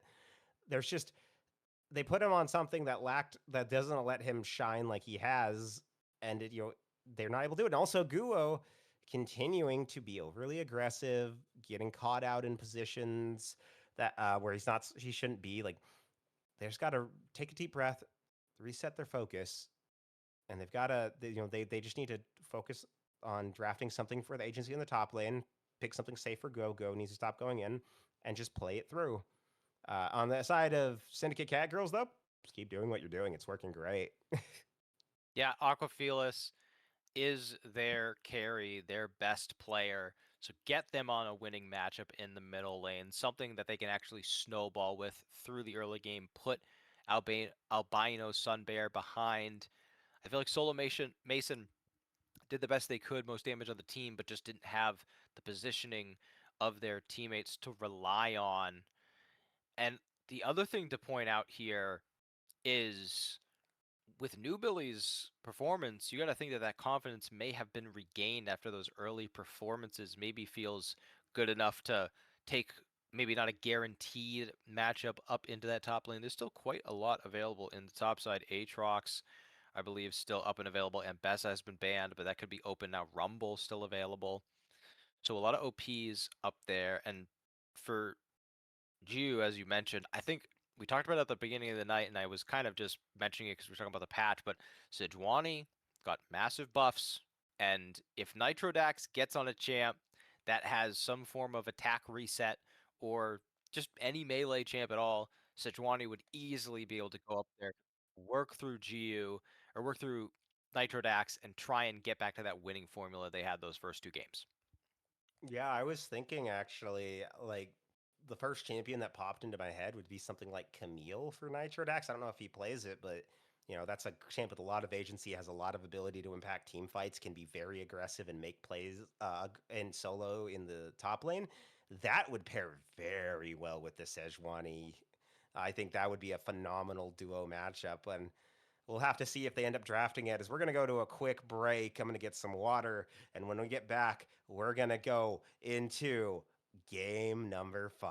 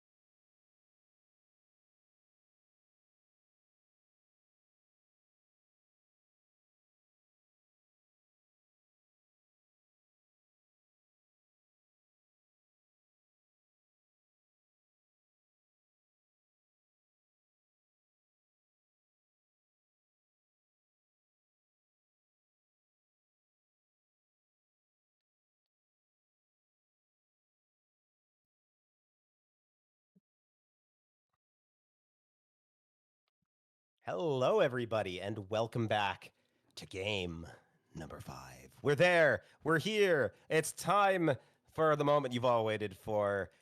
These last 4 games, none of them mattered. All that matters is this one. FFR, they had the first two. Syndicate Catgirls, they've stomped these last two. Now, what do these teams have in store for us? What is their final go-to to keep their season hopes alive? Yeah, and reminder to everyone watching at home wondering what are they playing for other than the glory of being the Fall Conqueror League champions. There's $900 on the line, and we know that, spoiler alert for other games, the winner of this series will go on to face XSV Gluttony in the semifinals. So, this is pretty bad for them going forward because you got a lot of scouting material now on them. But obviously, neither of these teams can focus on that just yet. You got to win this game. And for FFR, I think it's about what we said after game 1 for Syndicate. You got to say it now for FFR. Just reset the mental. You got to win one game. That's all that matters. That's all you can possibly focus on. And for Syndicate, you got to really stay with that confidence. You just won 2 in a row with your backs against the wall. You are now in a position where those last 4 games do not matter. You have successfully dug your way out of that hole. So, props to you. And the way first pick, I think it is setting up Aqua Felix to be very successful, do a lot of damage, but the Dr. Mundo picked up right away. Obviously, a flex between top and jungle. And the Ziggs picked up, gives him even more flexibility. Yeah, I think this would be a good pick. We were talking about something with more agency. Mundo does have quite a bit of agency. He has an ability. There's a reason it's Mundo goes where he pleases, because Mundo can go can kind of just wander around in the map. So if they do end up running that for Nitro, I think it's a solid pick. Hui and Kaisa, though, I don't think are the best responses into it. Personally, I think they struggle a lot to kill a Mundo. At least Kaisa does. I feel like Kaisa especially will struggle because she has to get all the stacks to really get that damage off. But the Alistar, though, could be really good for whatever they're facing in the bot lane. And so far, it's at least an Aphelios. Yep. Aphelios is a champion that I feel has wrongfully fallen out of favor. This is a champion that scales extremely well. Very versatile, good in team fights, good laning phase. Pairs really well with multiple different support types. But I'm always going to be biased towards the Kaisa. It's my favorite champion in the game. I think that with this current on-hit build, you have an okay time into Mundo if the Mundo doesn't recognize your AP quick enough. So one of these bans is going to be Jinx. Oh, well, I mean, the Kaisa's Jinx, and now I don't get to see my favorite champion. Okay, that's a very different thing. I thought that was odd. I was like, why would you take Kaisa into a known Mundo? But the Jinx makes more sense. Much easier time shredding tanks. And a lot of pop-off potential. Get excited is a great passive. And it's going to be a Yorick as the response here from well, not response, but the first pickup of the second half for Syndicate Catgirls. Their last pick going to be for this series, possibly the season, going to be Nocturne. And same on the other side for FFR. This is it. Your season's on the line. This is your very last pick, possibly. What do you have for us? What is it going to be? It's a Darius! So it is Mundo Jungle. Darius Jungle has been nerfed to the ground after it was OP earlier this year. But I already see a glaring issue. Getting to this Jinx pick obviously scales incredibly well. The laning phase, very underrated, especially when you have Emilio Aphelios on the other side, nothing to really lock you down. Sure, they have a lot of range on you, but Alistar knocks one of them up. You're getting those choppers put down underneath you. You're taking a ton of damage. Who on FFR is going to lock down Jinx? They're going to run at her, but who's going to actually stop her from just steamrolling one of these fights? I think it's going to really rely on Nitro Dax to grab her and then hit her with the W for the slow. I think if he hits that, it's a very narrow window of hitting. But if you hit that, You should have that. I mean, to be fair, that Necrodax gets on top of the Jinx. I'm pretty sure that's just going to be dead Jinx. So that's going to be a lot of their onus. Uh, on the bot lane, there. I mean, now there is lockdown potential if Aphelios places guns right. If he's using Gravitum, that gun has fantastic CC capability. I mean, it's guaranteed root. You can apply it. That's just the hard part is getting it applied. But I think Solo Mason can do it.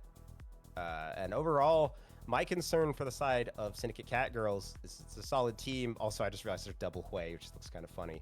Yep. That is an Alistair down there. But um, what do you do? Like, inverse of what you said about the Jinx, what do you do about the Darius? Because that's 3 members on your team who go in and are melee onto Darius where he wants them in melee.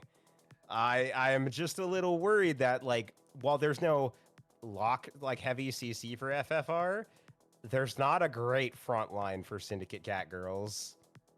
I think it's going to come down to Aquafelis.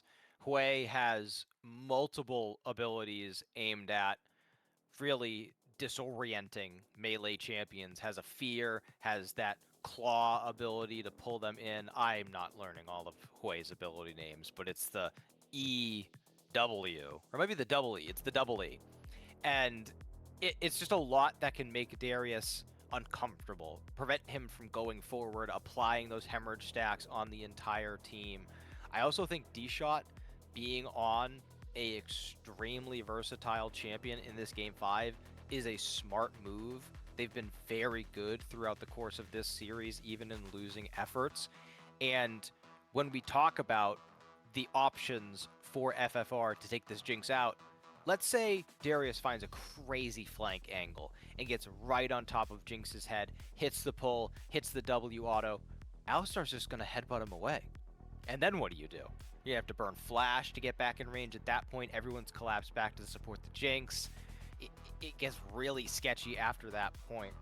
So I like the pairing there in the bottom lane. They are going to have to survive against a double melee, though. Or double ranged, excuse me. Yeah. So we'll see how they do as we get underway for our final game of the night. Game number 5, all on the line here. Who's going to take it? Let us know who you think in the chat.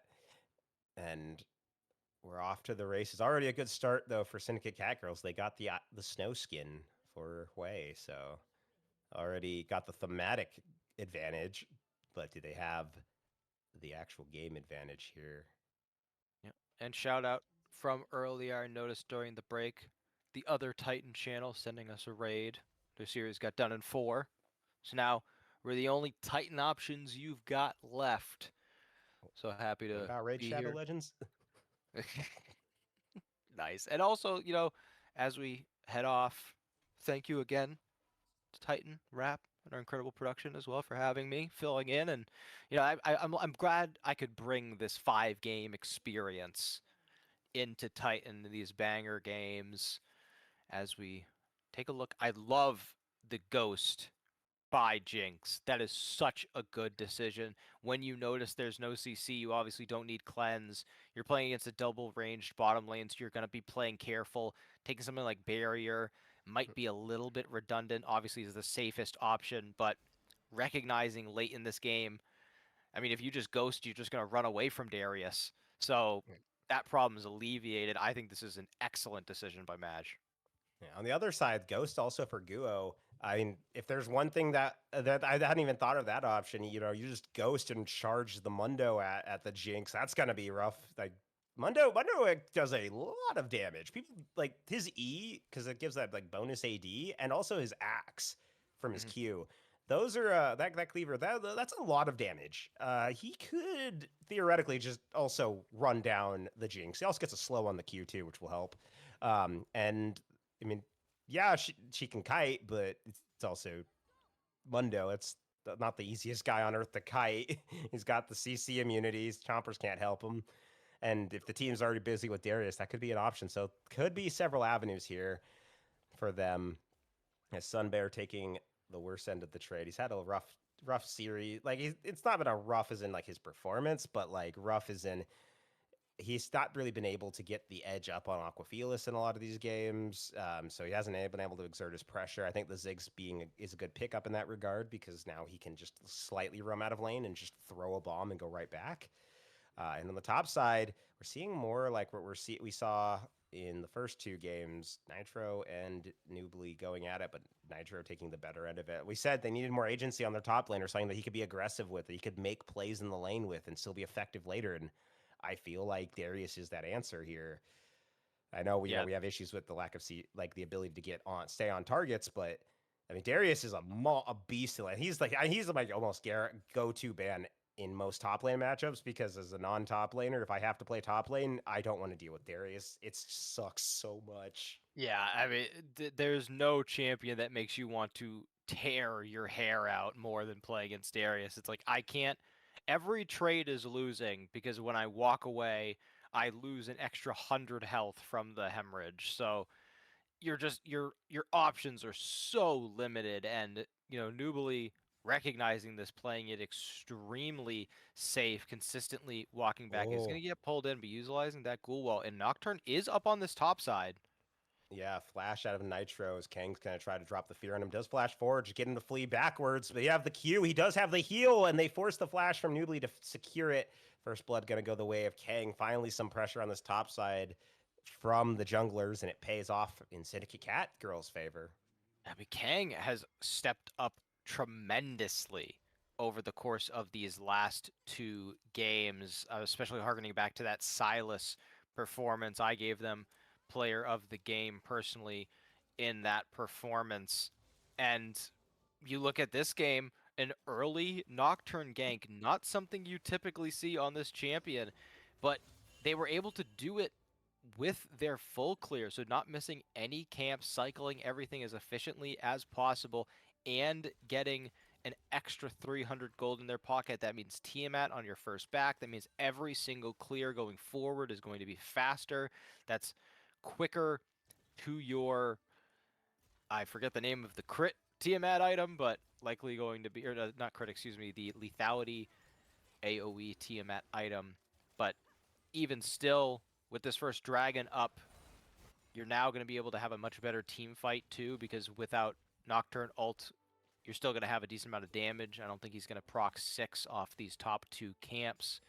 You also bought your top lane a lot of breathing room. Just all around great job by Kang, who's really stepped up, although it does look like they are just going to give this first dragon with the prio that FFR has gained bottom lane. Yeah, and I was confused from. I was like, "What crit item?" I was like, "There's a crit item for Tiamat. Why haven't I built that?" The one you're thinking of is Profane Hydra. Yes, thank you.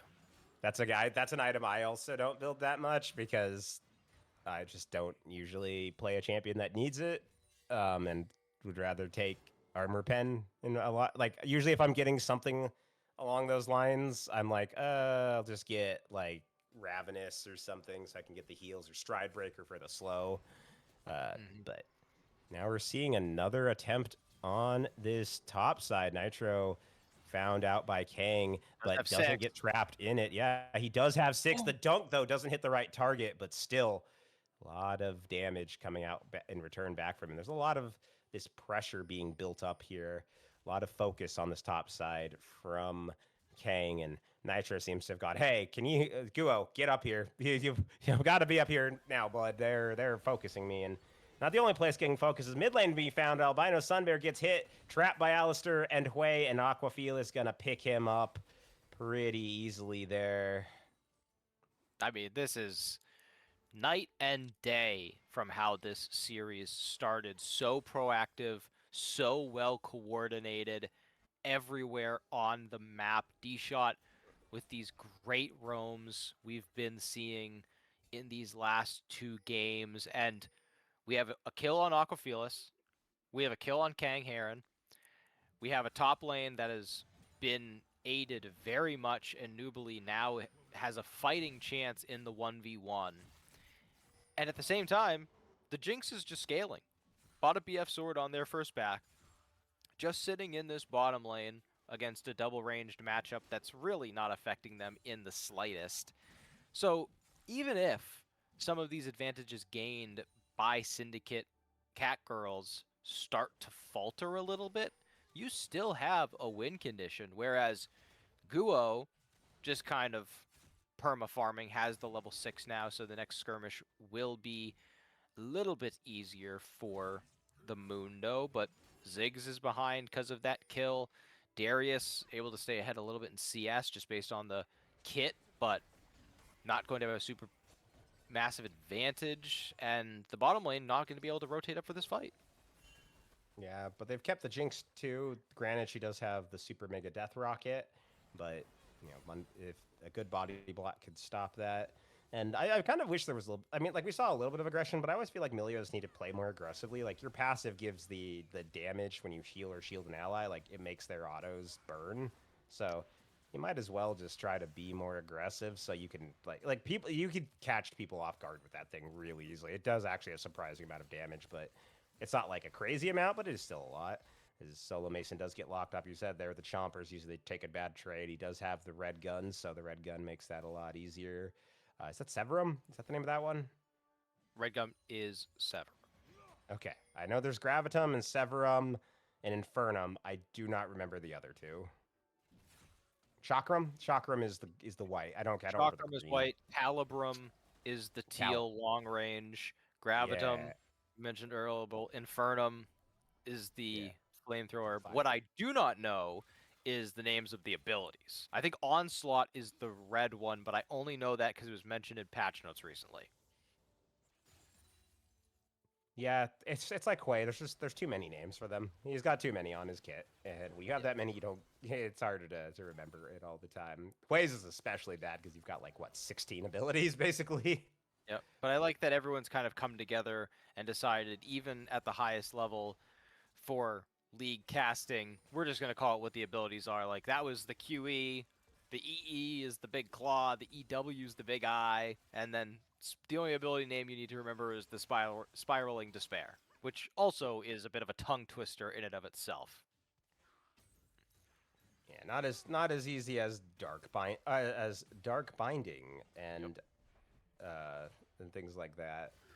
But game state 2,000 gold currently the lead for Syndicate Catgirls. They're again clawing themselves up in this game very well, but Nitro definitely feeling aggressive, definitely probably annoyed that like he's not being able to get this time. He wants to just smash this Yorick, and he's probably going to look to really make some aggressive plays here. He wants to get this Darius big. He wants to start getting kills, start popping off, start taking control of this lane, and just make Yorick's life a living hell. It's hard because of these dang walls. That's really difficult because he stops them from going forward. But if you get a couple trades and take control of it and you force King to spend all of his time up there, that just opens up onus for the rest of your team. If Nocturne can't go anywhere else but top lane, then you're in a good spot. Nitro, look at that, half healthing Nubly with just like three ability, like one auto, a Q, and a W. I'm really surprised he didn't go for the kill there. If he flashed out of the cage, one auto would have fully stacked up the hemorrhage, and then you would have been able to just use that Noxian guillotine to execute new ability. That would have surely meant plates in response, knowing everyone else is on the bottom side of the map. No teleport for Nubly to join this fight, but teleport is available for Darius. Paranoia is procced. Yeah, Paranoia is proc, but the Dragon is going to go the way of FFR. But can they get out of this? They lose their Mundo, they lose their Milio, but they're going to take the Nocturne with them. And now it's a departure, 2-for-1 in favor of Syndicate Catgirls, but they lose the Drake. So that's definitely a good... I'd take that as a win for FFR. Absolutely, in that situation, you have not gotten nearly as much advantage in this early game. Hui just deleted your front line in that fight, but you still got the dragon and you got a kill. So we'll take that. For now, we'll take that. Went on to Ziggs too, who is lagging quite far behind in this matchup. Nitro Dax has been able to retake the priority in this lane without the dang jungler perma camping me, which is probably what he'd be saying in all chat if this were a solo queue game. As we look at items across the rift, Stride Breaker completed for Nocturne, wants to get that slow, going for a more facilitative role on the Nocturne, which I think an organized play is definitely the way to go. You're not looking for that assassin nocturne. You want to be able to turn off the lights, dampen communications, give your team angles to get into fights. Whereas on the other side, Collector has now been finished for Aphelios, but now Aquaphilios is in trouble. Yeah, Aquafilas getting hit around, bounced, but he's gonna get out. He's just gonna take about a third of his health and damage as his payment.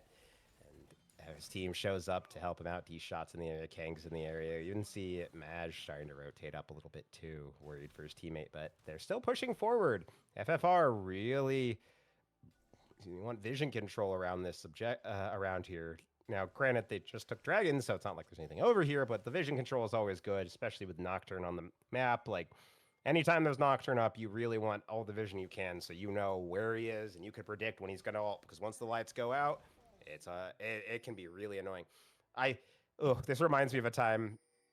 Have you ever had that time where you place a ward just as Nocturne, like as a support, just as Nocturne ults, and you're like, did my ward go down? So you put another ward and then it ends. You're like, I did put the ward down. And speaking of going in, lights go out as Kang goes forward, was looking for Solo, didn't find him, but got really low in the process. The ult from the Ziggs comes through, and Albino Sunbear's gonna pick it up. Gets the kill. Aquafilas is now here too.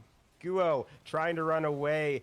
The ultimate, though, will pick him up. Now Maj is excited, running forward. Solo Mason looking for a kill, but he wasn't able to get that last hit off, and a double kill goes the way of Maj. So 2 for 1 in favor of Syndicate Catgirls. These 2 for 1 trades really going their way so far this game. Albino Sunbear, though, looking for a kill. Forced to flash out, though. He's got too aggressive, and Aquafilas preventing him from going forward and exerting any bombs.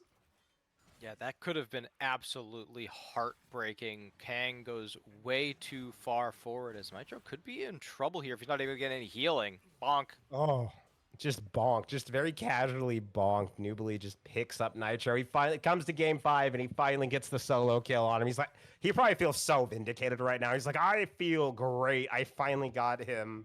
I did it. I did it. You guys thought I was trash. And he's now running this matchup. I want to just quickly, before we hop off, that last team fight could have been so tragic. Maj, once they got excited twice when trying to take down Solo Mason, misclicked and hit minions instead, but finally did shift their focus back over to the Aphelios, get that killing blow, and now the team going to be able to get Rift Herald thanks to the pressure Nubly able to apply on that top side. Also getting that turret, which means Yorick can walk himself down to the bottom lane or the mid lane if Wei wants to catch bot. All that means, though, now we can open up the rest of the map, take down this standing gold, and Ju is just running around desperately looking for any sort of capital to invest. And by capital, I mean dead members of Syndicate, Catgirls.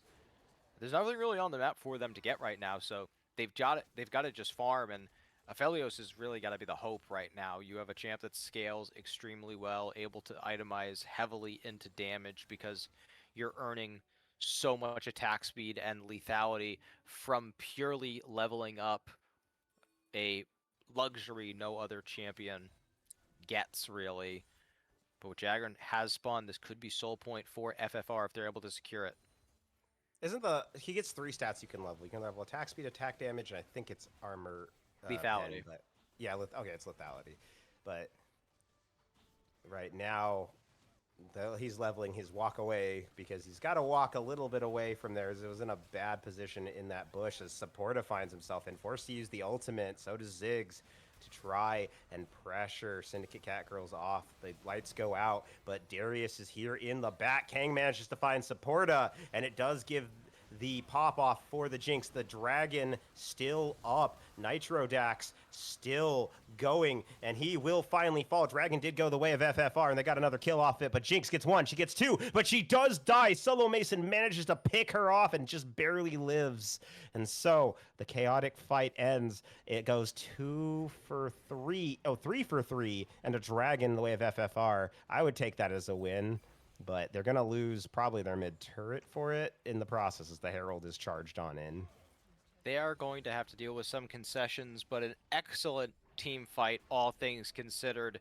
FFR able to have their front lines stay steady throughout the fight. Mundo able to absorb the engage attempt from Alistar and also able to absorb their attempts to get them off the dragon. Nitro had a very unfortunate time not able to land that decimate onto anyone, just kind of dying in the front lines. But in the end, the thing that saved FFR was a minefield from Albino Sunbear, who now is just running down Aqua Felix. That's Yeah, why you flashed the wrong way, buddy.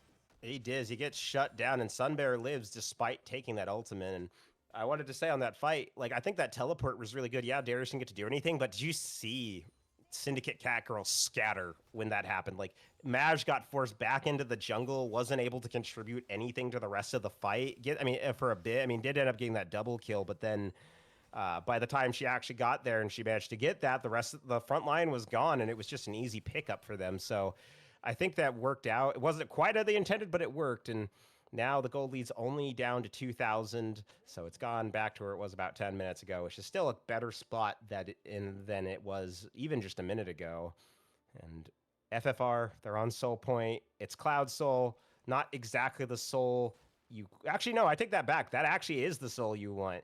You talked about how are they going to stick on to the Jinx. Well, if Mundo ults and just goes flying at her with Ghost too, I don't know if Jinx can outrun him.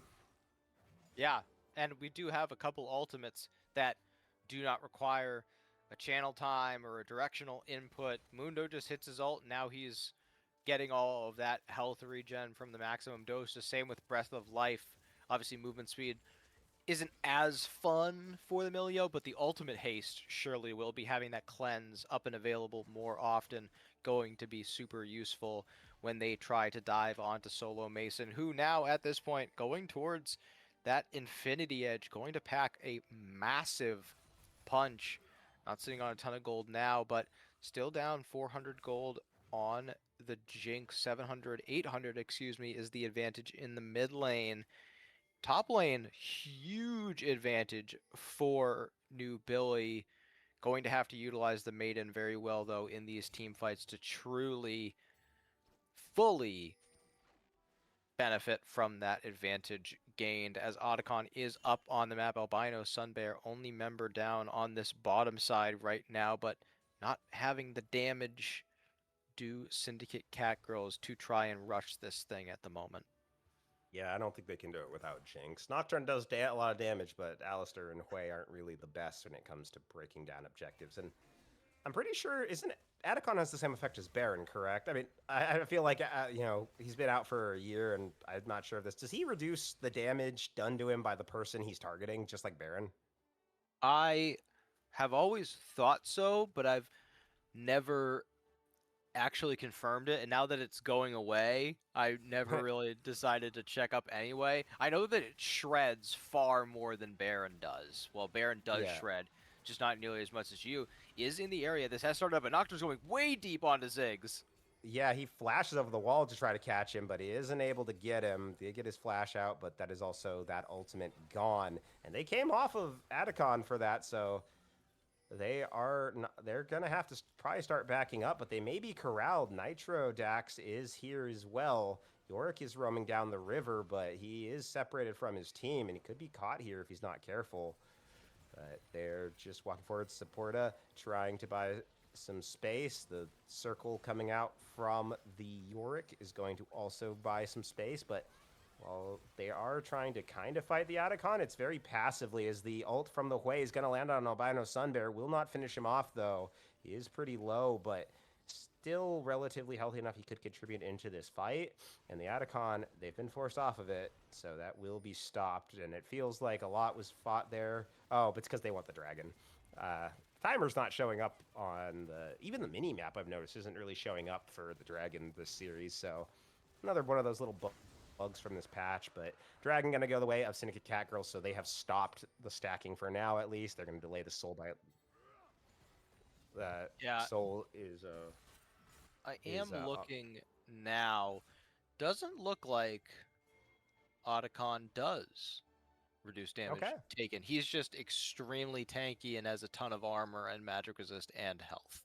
Okay. So Because I was gonna say if it does, like, it's really rough because Nocturne, if he tanks it, will now suddenly be won't be able to do any damage. But there goes the turret in mid lane, and it's good to know that. I mean, like you said, he's gone in a month. Um, yep. is a mechanic getting removed along with feats of warfare. Ah, gosh, I can't wait for. Honestly, I think the new changes will be really nice. I looked them over. I also did the whole post in the general chat. If you haven't got a chance to look at that, just to see all the changes coming next season, at least that we know are coming at the start of the year. They have a dev blog to talk about the rest of the year coming out in January, so keep an eye on that. We'll hopefully see some really cool stuff. I've heard that seen the leaked Shyvana rework images. Those look interesting. I think it looks cooler, but I have to see how more of that plays out. But yeah, this is Otacon. Well, I'll be sad he'll be gone. It also is definitely like you can see a lot of confusion with that objective. I mean, there's also the confusion between the two types of Otacon too, which is why they had to remove one. Yeah. The broken one and the okay one, which was the case for a lot of this year. I remember casting some games where a team was, you know, 6k gold behind, but they stole the voracious Otacon, and it was just over. It's like, oh well, they win the game now because they can take a team fight where they all die, but they can kill us, and they don't have to worry about it. But back to live and Albino just trying to hold this Yorick at bay, and it's really important at this stage of the game for FFR to like take a deep breath and realize we are still in this game even though we've lost two in a row. Our two wins are way in the rear view mirror. We have to stay focused on this game. We still have the tools at our disposal. We have the skill to execute, but they gotta stop this Yorick split push. Also has teleport up and available to join if an Otacon fight fully breaks out, as the wife is called back into the fold. She is on the map and she is not caring about what Ziggs is doing whatsoever. Yeah, it's gonna be another turret taken from. I think the Ziggs is good for stopping the pushes, but he got there a little late, unfortunately, so that he couldn't escort the wave to the turret. But Ziggs is always great for stopping pushes. I mean, is Ziggs the minefield is fantastic, does really good work, but it is Yorick. He is the master of the split push, and he also doing a little bit of a little side shuffle there. Seeing a lot of these fun little moonwalks and things. I kind of wish they would make that more of an actual thing. I would love to see a champion who just moonwalked like that. Had if you backed him up, would occasionally just moonwalk away, like we saw the Cho'Gath do earlier. Like actually intentionally do that. That'd be kind of fun. Yeah, they should Because do that with WASD. Is just when you hit S, they move backwards, but it's like a car reversing. Your character just kind of walks back instead of turning all the way around until you use an ability or something. Anyway, they're just really casual manner of speaking because they're just kind of very casually taking this Otacon, and this is the team that's 3k gold behind and with no resistance, with no answer on the other side of the map. They just take the Otacon, and now a lot of those XP deficits are answered. Milio is a level up, Dr. Mundo is a level up, and Nitro only one level behind. But Baron has been started, and no one on FFR is aware of it whatsoever. They're trying to find an angle in there now. yeah, I think they might have realized it when that got put down there. He gets blasted over the wall. Can he get anything? No. Guo just explodes going over that wall. And Solo is about to explode too. Solo Mason forced to use the Severum, try to walk away. Nubly chased him over the wall looking for him, but he might pay for it with his life. If Nitro can get that dunk, he does not end up getting it, and Kang manages to pick it up. Now Maj is excited, charging forward, looking for Solo. He picks him off. Now he's looking for Supporta. He gets him, but he gets shut down by the Ziggs. Cannot finish the ace. The double kill, though, will be enough for now, and this might be the pressure they want, but Syndicate Catgirls forced to back. And Nubly did die off of the back of that, so he did burn to death from the Darius. But 2 for 4. Baron goes the way of Syndicate Catgirls, and we're right back to a big gold lead for them and a rough position for FFR.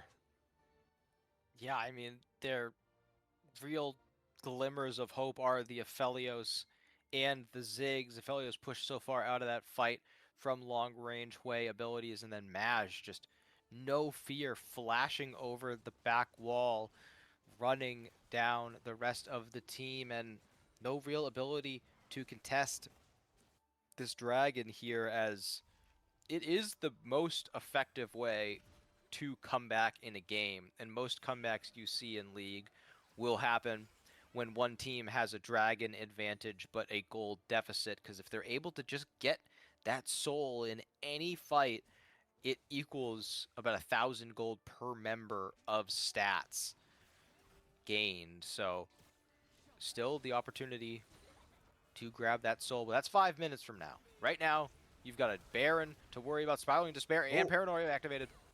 yeah, Kang really went aggressive there for that. He was forced to just run right away immediately. Does force the Ziggs out, so they should be able to get this turret pretty handily. Shouldn't be an issue. Ooh, does to stop the back too, so that will delay him getting back there even more.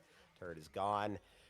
Mid bot turret probably about to fall too. Nitro's going to do his best to try to stop him, but it goes down. Nocturne's over here. He's looking for him, but I don't know if you. I know you're a big guy, but this is a Darius. Then they force him to flee, trying to back him up. Big Q heal isn't going to come through, and he's going to get locked up, so not going to be able to find anything, but they do get the Maiden out of that, so that's going to be gone too. Now Solo looking for Maj. He does have the Gravitum. He's going to try to hit it. He does! The solo kill from the Solo Mason himself. And that's going to be the call for Syndicate Catgirls to back on off. They do not have their AD carry anymore. Yeah, overextended Maj in the mid lane. Got a little bit cocky with the game state. It's understandable. I don't blame you. I can say, as Maj obviously better than I, but as someone who's a not that good AD carry, I have also many times been caught off guard by a Felios killing you a screen away with Calibrum auto, and then the ultimate coming through. But it's happened to the best of us. Ruler picked up a kill like that at like the 2022 World, so it's fine. You're still in a good position, and on the other side, that will likely allow Aphelios, once they go back to base, to get a full item, potentially get that LDR completed, which will be pretty meaningful up against this Yorick and this Nautilus. Those plated steel caps, very obnoxious. Same thing with the Alistar in this game. But both teams doing a very good job of understanding what they need to win this game, as Nitro might have found a moment onto Nobility. If he's able to stack up these hemorrhage stacks right away, this could be a decent fight for him. Yeah, he did manage to get them, but here comes the jungler. But oh, he gets one. He might be able to get a second. He's fleeing, he's running, but Aquaphilus will help him pick it up, but they're gonna lose the Nocturne in the process. Now it's a 3v4. They're going for Aguo, trying to buy some space. The ultimate from Aquaphilus will miss. Maj looks with the super mega death rocket, but doesn't get a kill. Only gets some damage out onto full health members, but 2 for 1. And it goes off of Nitro Dax just popping off when he got the full stacks. He just nuked through that Yorick, and then honestly, if Aquaphilus hadn't showed up, he probably would have walked away from that alive. So really good play from him. Max finally getting the chance to maximize the Darius passive, the Pemorage stacks, going, hey, you've beaten me this whole game, but you've never let me fully stack it. Now you have. Now I get to wreck you. Yep. Itemized for it extremely well, and very smart there too by Ziggs. As soon as the Paranoia comes out, or just before, throws that Mega Inferno Bomb right on top of Darius's head, knowing they're all going to be diving onto the champion. Let me give him as much help as I possibly can. They do still have these two long-range weapons in Aphelios, in Ziggs. Makes it much more likely they're able to walk into a fight in a winning position. As we take a look at the gold leads, once you get over 10k, it starts to mean less and less, because you are approaching full build, or you're approaching the point where those item breakpoints have already come through. They're as strong as they're going to be. So as we move into what could be Dragon Soul or Soul Point, depending on who gets it, I mean, it really FFR have to find a lane, have to find an avenue to walk into one of these objectives. Baron is spawning as well, and without the push in the mid lane, with barely a push in the bottom lane, it makes it so difficult to get into either of these river entrances. You have to just face check it, and it's so hard to face check into. I mean, Hwei alone makes it nearly impossible to face check, but Hwei and Jinx, you're just taking so much damage. As one of these teams, all it's going to take is for them to pull the trigger on one of these brushes as they transition across the map, fighting for push in this mid lane, and we could be seeing the last meaningful fight of this quarterfinals. Yeah, Catgirls deciding to give up the dragon. They still know that it's not. It's just going to be soul point for. I mean, sorry. FFR gives up the dragon, knowing it's just going to be soul point for them, and they. Oh, Oh, yep. really risky They do get. teleport. Yeah, really, really risky there, and it might not pay off well. He's forced to, newly forced to flash away as Nitrodax kind of was getting ready to just pop off on him. They're fighting around this Baron pit. FFR was hoping they could start it, but not everyone from Syndicate Catgirls was on the dragon. They only needed the Yorick on it. So now they've got two members. I mean, sorry, three members captured on to the enemy team side. Two of them stuck on the other side. Now, here comes Kang going forward. He's looking for Solo. They're going to knock him up, and he will go down. Kang's going to pick up that kill. But now, can they get anything else? Guo and Nitro on the run. Supporta uses the ult to help get the rest of the team out of there as well. And now it's Baron up for FFR. There's no Aphelios here this time, but Darius still around, still dunking, gets the first kill of the game, of the fight. And now, 4 for 4, it's going to push Syndicate Catgirls off of the Baron. Yeah, it's not enough for us to go 5 games. We also need this game 5 to go as long as possible. Mid lane inhibitor does go down with the push that came through. That's going to mean super minions coming through at least one wave. Could actually be somewhat beneficial for them, as Aphelios could really use some extra input, extra gold influx, try and get onto these last couple of items. And on the other side, Jinx opting for a safer build path, not going for the Runan's Hurricane, trying to get a Bloodthirster instead, or excuse me, the Immortal Shield Bow.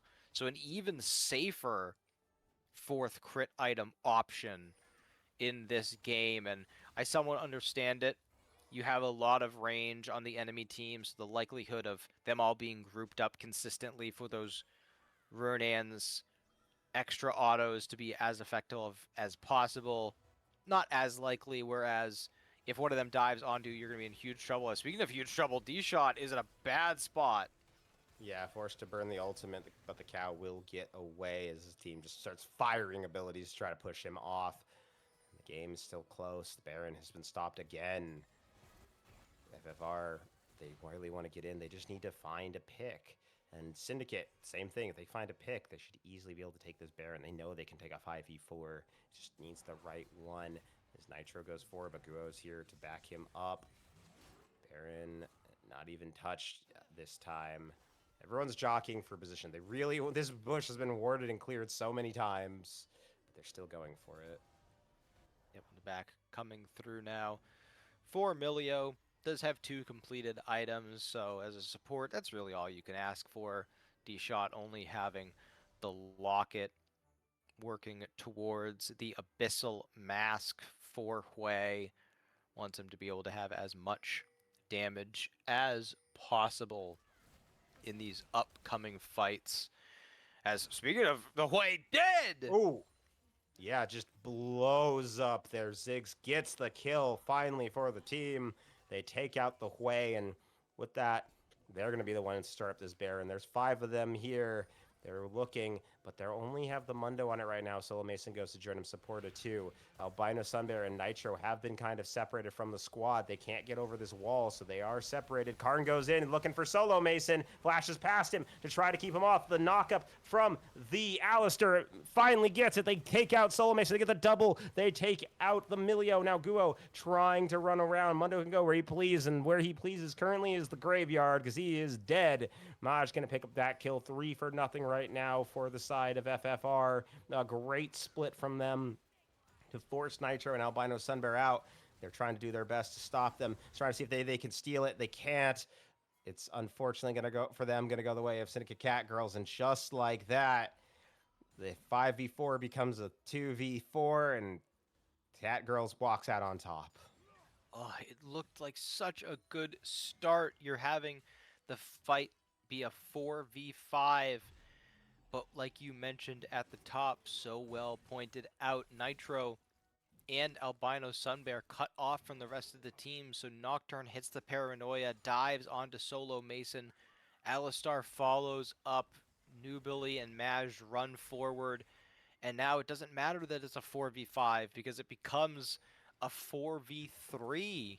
Two members stuck out on the other side of the fight, and Milio has a cleanse, but that doesn't prevent damage from coming through, as now Milio is the target of the Paranoia. Yeah, Milio gonna keep walking, but Maj gonna blow him up. Just takes 2 rockets to clear him up, and now he's excited. He's half health though, so gotta be careful. Meanwhile, Nitro dealing with Nobili. He is gonna be taken down though, and Jinx manages to find the Ziggs. This could be all she wrote. Looking for Solo Mason, slows him down. He's gonna go. It's just Guo versus the world, and this could be it. 5 members with Baron, minions flooding into the base. This is gonna be it. Syndicate Catgirls, they've done it. They've done the reverse sweep. They've completed what so many teams haven't been able to, and they're going to take FFR down 3-2. What an impressive series by Syndicate Catgirls. It's not only the fact that these last 3 games were so well played, it's the mental fortitude to not be tilted into oblivion off those first 2 games. It's the fact that they lost those first 2 games in quite dominant fashion and were able to recover, continue finding strategies, ways to win as champions were being banned away through Fearless. And it's about the players that stepped up. You know, Nubili was getting dumpstered at the beginning of the series, and it completely flipped on its head. I mean, this Yorick game, he was owning that laning phase. Maj went from just kind of a non-factor to a hyper carry. Look at the damage. And I mean, Aquafelis being this reliable rock throughout the entire series, no matter win or lose, always performing, always standing up. That is what you expect out of a championship level team, and that is exactly why they are the ones moving on to the semifinals. Yeah, congrats to them. And FFR, they're so close, but weren't able to quite get it over the line. Hopefully, we'll see them again next year. Hopefully, we'll get to see these players. I see a lot of potential in them, and I want to see them grow, and I want to see them perform again next year. But that what a series to end it on. This is also my last series of the year, unless something happens. I've got some other things to do. So happy 5-game series back and forth. What a great way to go out the year on. Absolutely, and great year for Titan. Very happy to have had the opportunity to come here late in the year, complete the 4-piece of all the 4 major tier 3 tournaments, and happy it was a banger as well. Happy to get a cast with you, Rap, and our incredible production team, and everyone here at Titan on socials, Loki. So just a great series all around. Yeah, I was happy to cast with you too. We have a great production team, and this has been a fantastic series. Very easy. Very few hiccups. Things beyond our control. Really, like the timers. Like they're on. Just Dragon seems to be bugged right now. I think Baron is too, because I noticed Baron didn't have timers either. I know they're on. I think there's just a bug right now in the spectator client with viewing those timers. Probably something to do with how they're changing them for next season. I mean, they're putting Baron back down to 20 and stuff, so maybe it's just glitching. But uh, look, it worked great, and thank you everyone for tuning in. It's always a pleasure to have you all. I'm going to go hack up my lung now. So, with that, we're going to have a great rest of the night. You all take care and stick around next week for more Conqueror action.